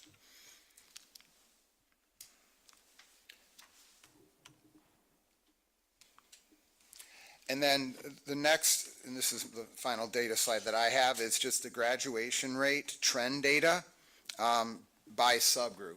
And again, I already referenced the importance of looking not just at all students, but how we're serving each of our subgroups. So I wanted you to have this information about how we've done from 2018 through 2022 for the EL population as it compares to all of our students at Joliet Central and all subgroups.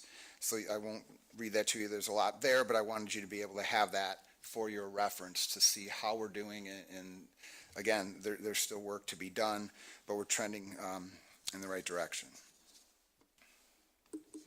Any questions for me about that data or about the goals or the summative designations before I turn it back over to Mr. Oswald? All right. Thank you, Mr. Hallahan. So just talking about some different resources that we utilize in the EL program.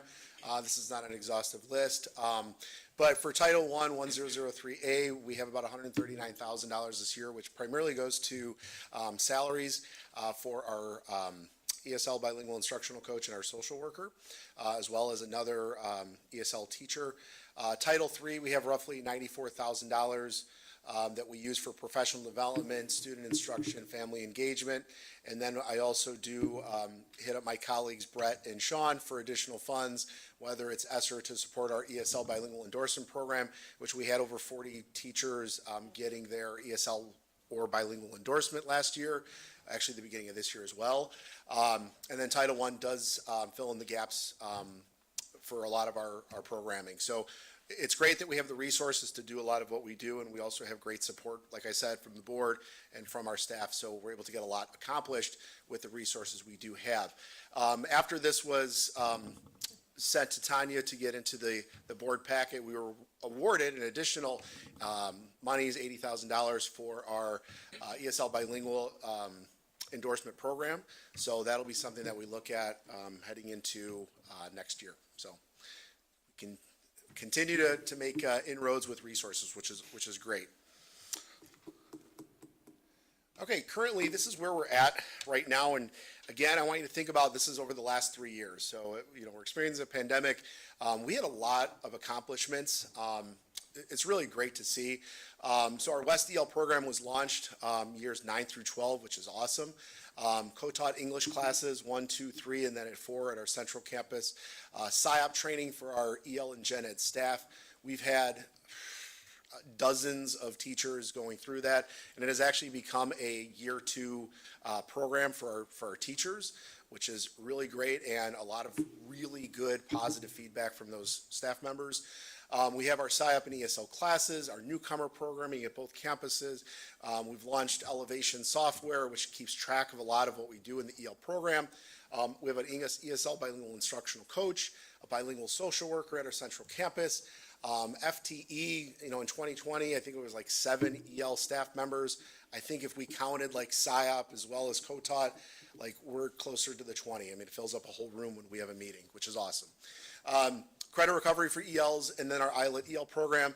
And then at our West Campus, Ms. Brakovich, also known as Ms. Pierce now with her married name, she had an Access Award ceremony in the fall, so really like highlighting those who made significant growth.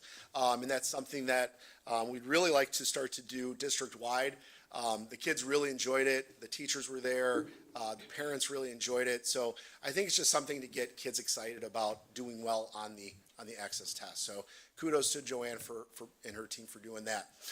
Future initiatives. So what we're looking at doing, we're always looking for a bilingual pair approach to do a little bit more push-in services to help with our SIAB courses, but also our co-taught or even our bilingual courses. More ILET ELL professional development, targeted outreach for our Access students below the 2.0. Like I said earlier, promoting our seal of biliteracy for our EL students. So when they do leave here, they are considered bilingual. Increased support for those students who are dually identified as special ed and EL. And then materials that we need for the program, continuation of our professional development, the awards ceremony, and then we'll be meeting as a team to see if all of this is moving the needle in the direction that we need. Qualitative data is wonderful. It's great. Our students I believe, are benefiting from this. Our staff members are super excited, but we'll take a chance to open up the hood and see if everything is working how we want it to work. So that's what we're doing moving forward. And then with strategic planning, working with Shad, this is really just a snapshot of some of the highlights that we can look through strategy 1 through 4 through the lens of the EL program. And to put it in perspective, our last strategic plan, we had I think it was strategy 4.3. Now when we look at our strategic plan, there is a lot that we're focusing in on with our EL population, which is great. So those are just some highlighted portions where we can definitely see we really want to focus in on our EL population. So that's where we're at with our EL program at 10038. Any questions for Mr. Hallahan or myself? I just want to say first, thank you. You answered questions I didn't know that I had, so it was nice. Also, just when you look at strategic planning and family engagement and all the work that's being done with that and has been being done, I don't know that I've gone to a community event in Will County or even Grundy County or DuPage without seeing a Joliet Township teacher there, without seeing, their students tell me about them. My clients they're everywhere, and it's awesome to see, and they're always engaging and just advocating for their students, coming up with new and unique activities and programs. And I didn't really understand the importance of really having when I was younger, all of these programs that really celebrate their successes and get them excited about testing, and wanting to do that. But our students and they're becoming more invested in that, and their families, and everything from kermesse to a student-led protest. They're doing everything, and they're everywhere. So I just want to say thank you for all your hard work and your continuation, and we appreciate it. Thank you. I'm going to say the same thing. Thank you for your work with the EL population. This is my first time ever teaching EL, and it's probably one of the most difficult things I've ever done. So to have all those supports for them and your teachers is a great thing.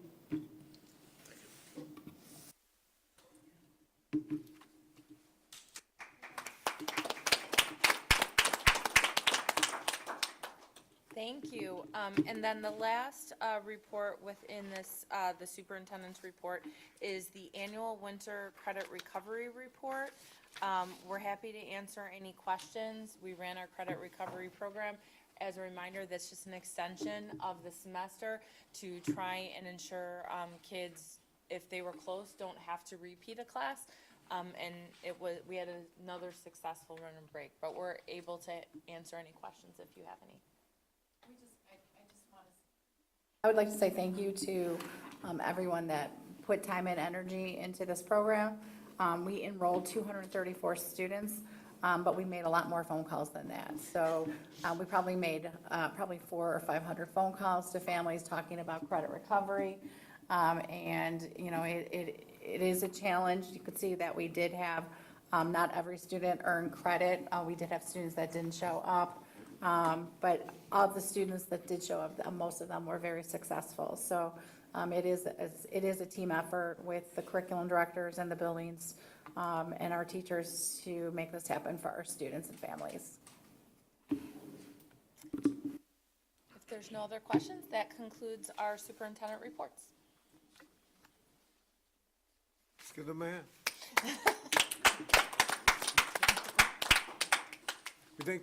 We thank you so much for the reports. I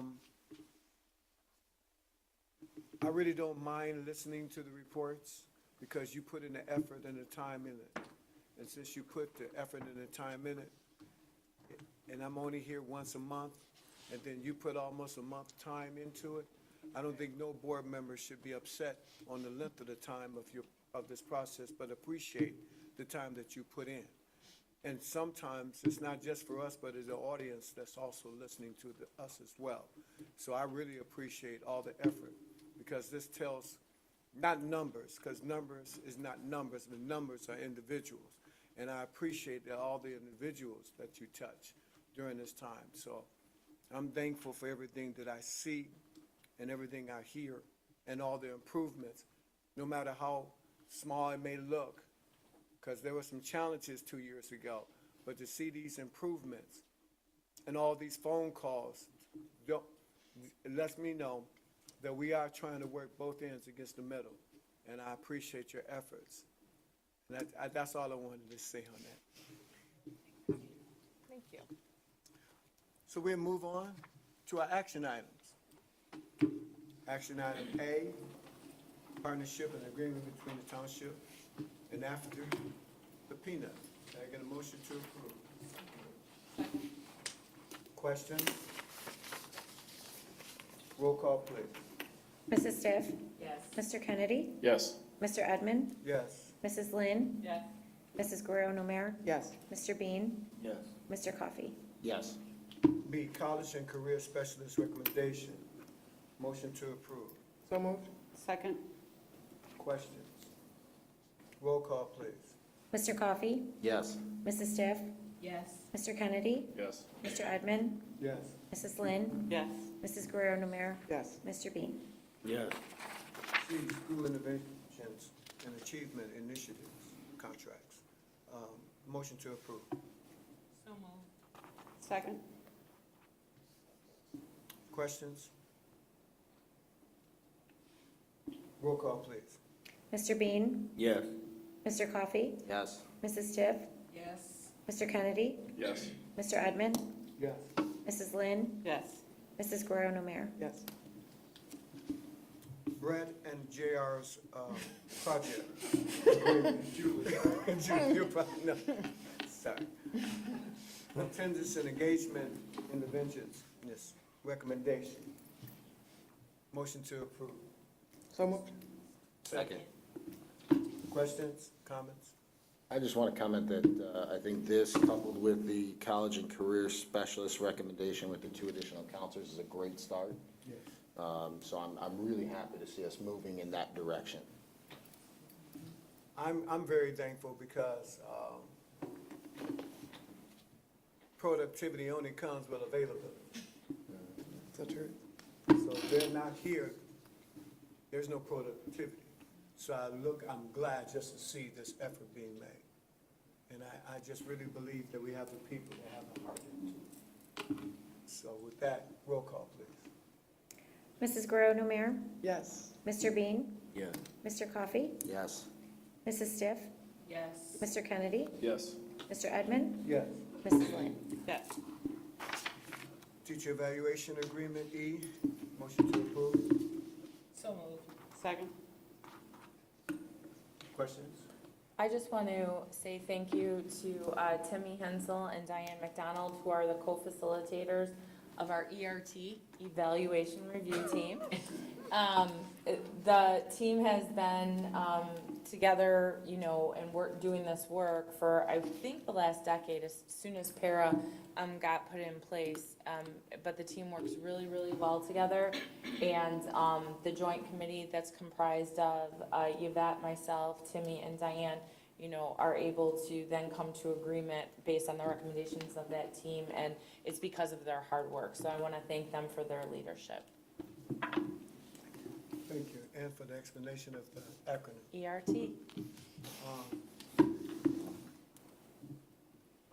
Motion to, roll call, please, sorry. Mrs. Lynn? Yes. Mrs. Guerrero-Namir? Yes. Mr. Bean? Yes. Mr. Coffey? Yes. Mrs. Stiff? Yes. Mr. Kennedy? Yes. Mr. Edmond? Yes. Increase the substitute professional hourly rate. So moved. Second. Questions, comments? Roll call. Mr. Edmond? Yes. Mrs. Lynn? Yes. Mrs. Guerrero-Namir? Yes. Mr. Bean? Yes. Mr. Coffey? Yes. Mrs. Stiff? Mr. Kennedy? Yes. Joliet Central, Joliet West, athletic facilities, improvement bids. Can I get a motion to approve? So moved. Second. Second. Any questions or comments? Yes, this is just the recommendation for the masonry, general trades, roofing, HVAC, and site work for the Joliet Central, Joliet West athletic facility improvements.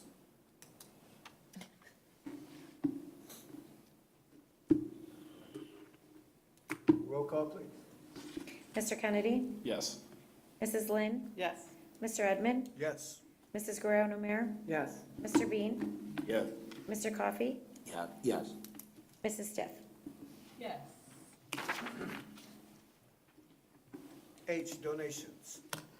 So moved. Second. Question or comments? Just like to thank Mr. Nathaniel Atkinson and it looks like Constellation Energy for their generous donations to our district. Always appreciate donations.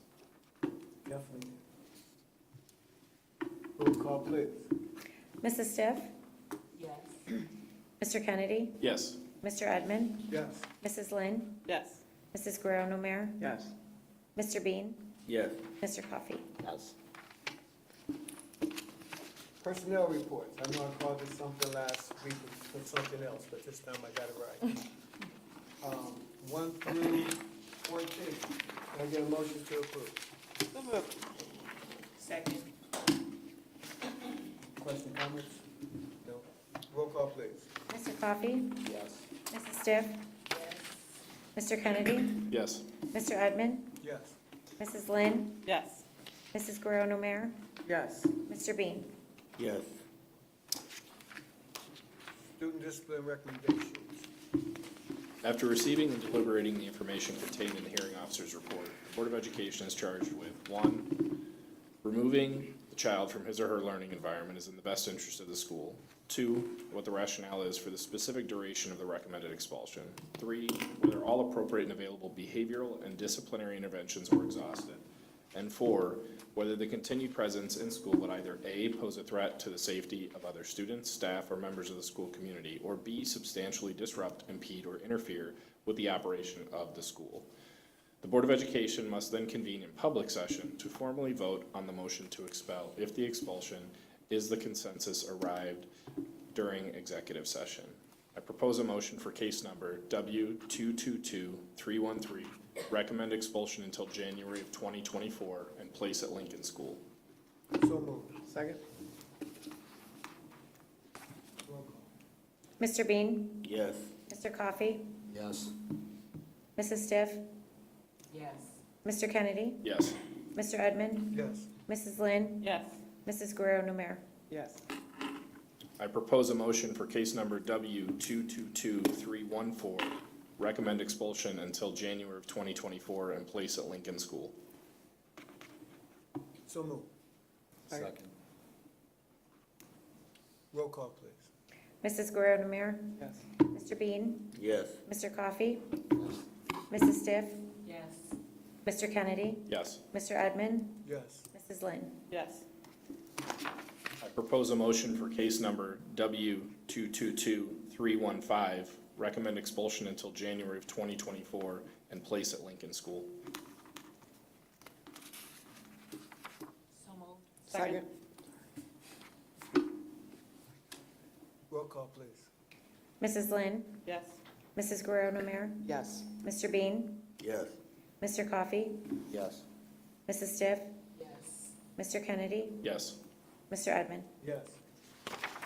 Propose a motion for case number C 222-316, recommend expulsion until January 2024, and place at Lincoln School. So moved. Second. Roll call, please. Mr. Edmond? Yes. Mrs. Lynn? Yes. Mrs. Guerrero Namir? Yes. Mr. Bean? Yes. Mr. Coffey? Yes. Mrs. Stiff? Yes. Mr. Kennedy? Yes. Propose a motion for case number C 222-317, recommend expulsion until January of 2025, and place at Lincoln School. So moved. Second. Roll call, please. Mr. Kennedy? Yes. Mrs. Lynn? Yes. Mr. Edmond? Yes. Mrs. Guerrero Namir? Yes. Mr. Bean? Yes. Mr. Coffey? Yes. Mrs. Stiff?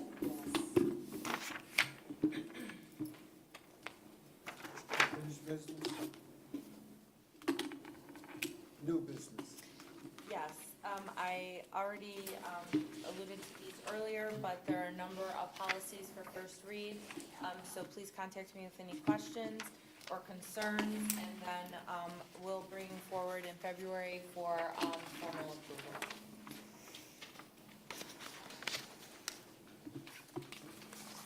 Board reports? I was MLK Day of service. I was out of town, so I was unable to attend. So I was gonna say in my announcements, but it was Oh, sorry. awesome. So that's perfect. It was a really, really wonderful day. I know there were multiple board members that were able to be there too, but I just wanna thank Christine Schlichman and Erica Williams for their outstanding work. It was just amazing. There were so many, organizations that donated food, that welcomed us in for projects. There were so many, people that attended and provided service, all different ages. There were tons of students there too.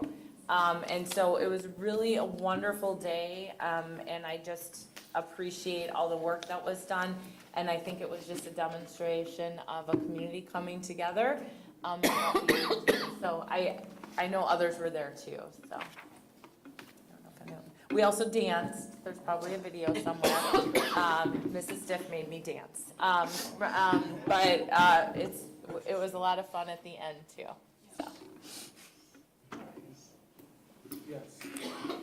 I thought it was very well attended, and a lot of young people, and thankful for that day of service.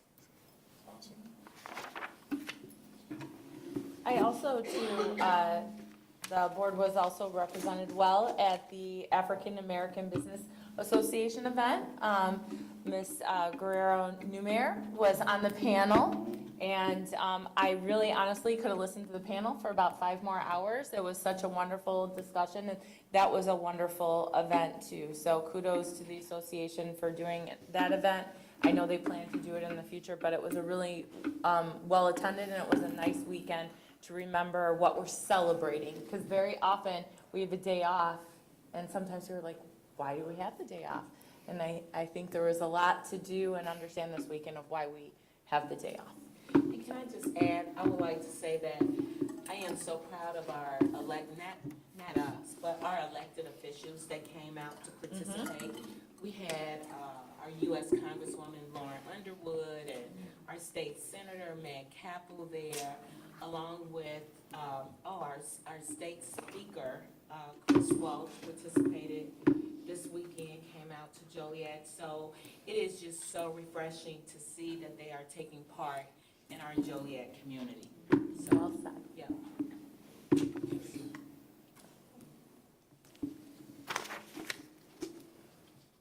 Guess we have one guest that wants to speak to us today. We have 2, Mr. Edmond. Okay. At this time, members of the public make comments to the Board of Education on any item concerning the district. Anyway, please note that this is not an opportunity or a venue to have like a conversation or to engage with the board at this time. In respect of your information, deliver it directly to us and not to the public. Your comments should be directed straight to us. And be civil, and you must conclude your comments within 3 minutes. Okay? So, Ms. Rico, who's first? Ms. Maria Rosas Obrero. Sorry if I didn't say that correctly. And Doug Casper after.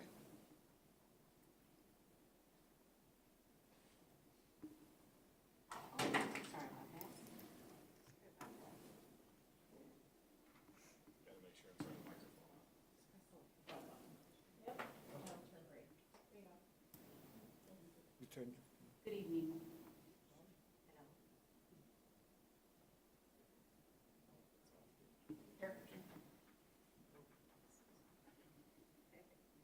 There you go. You're Good. Thank you, thank you. Good evening. It's been a long evening, I'm sure. We wanted to take a few minutes to come and introduce ourselves. My name is a very long name, Maria Araceli Rosas Urbano. Nice to meet you and see the hard work and a lot of endurance to be able to see everything and try to understand it all at once. But we wanted to make sure we end with something very important, and that's called the Nonviolent Cities Project of Joliet. We believe Joliet has a big need of programs like this. We're all volunteers. It's been for over 3 years. He's been an active member for over 30 years. We're trying to promote peace in Joliet. Why do we need peace in Joliet?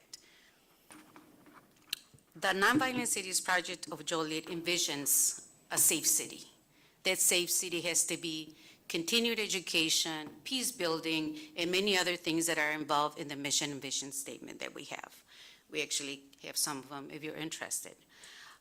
Mr. Doug Casper and I, he's the person in charge of the program, wanted to share some information with you and of Joliet.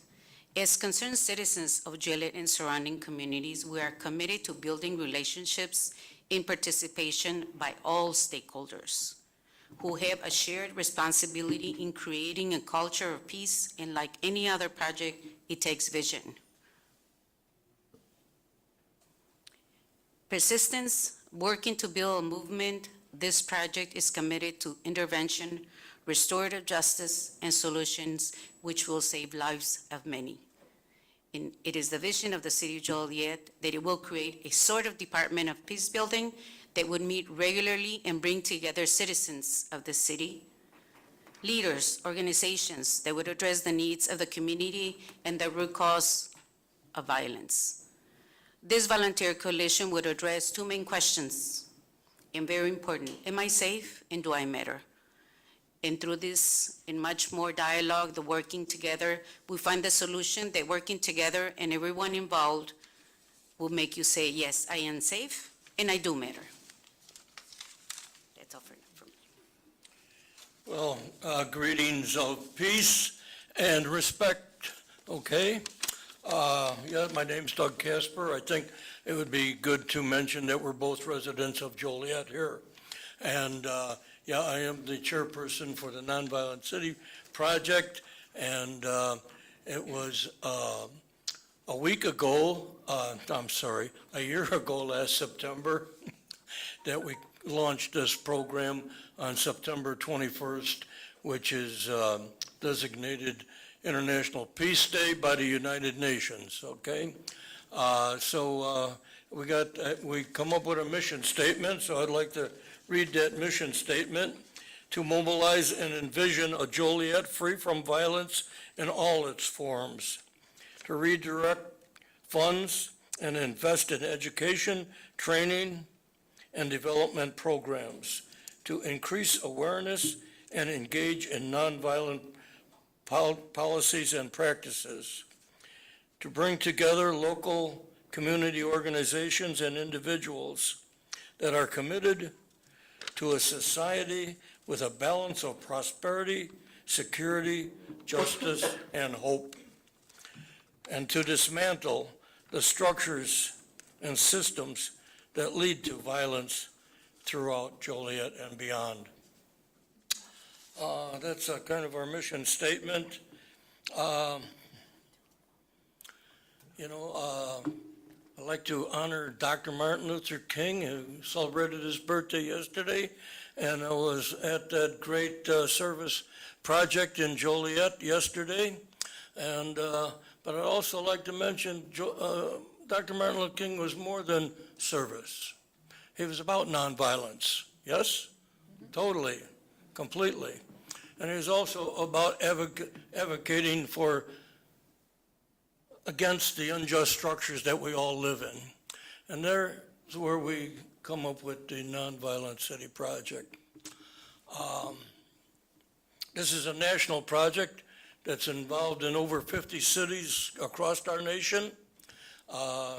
It's growing. I don't know how much you might be aware of. It seems like nonviolence seems to be bubbling up all over. To quote Dr. Martin Luther King, it's not a matter of violence or nonviolence, it's a matter of nonviolence or non-existence. We might think of, the threat of nuclear weapons today, or we might think of, the environmental crisis that we're in. It seems like some of them quotes by Dr. Martin Luther King are very relevant yet today. I think we come in because we understand there's violence in the high schools.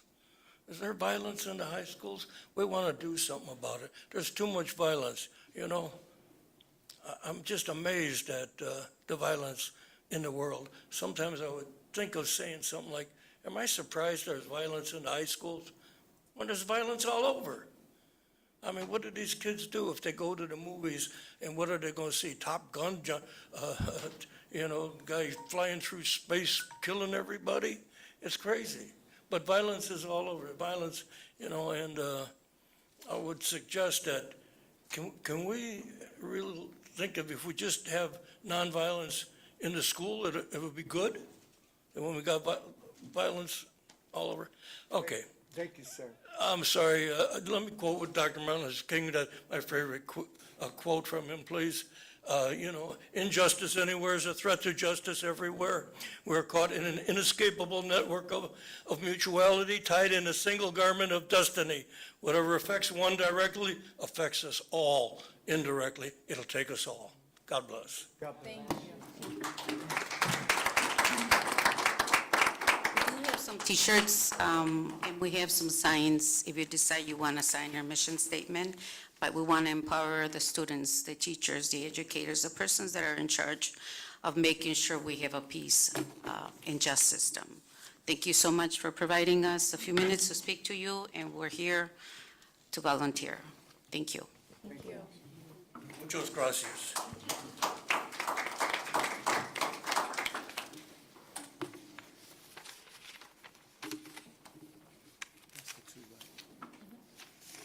All right, we're thankful for this meeting.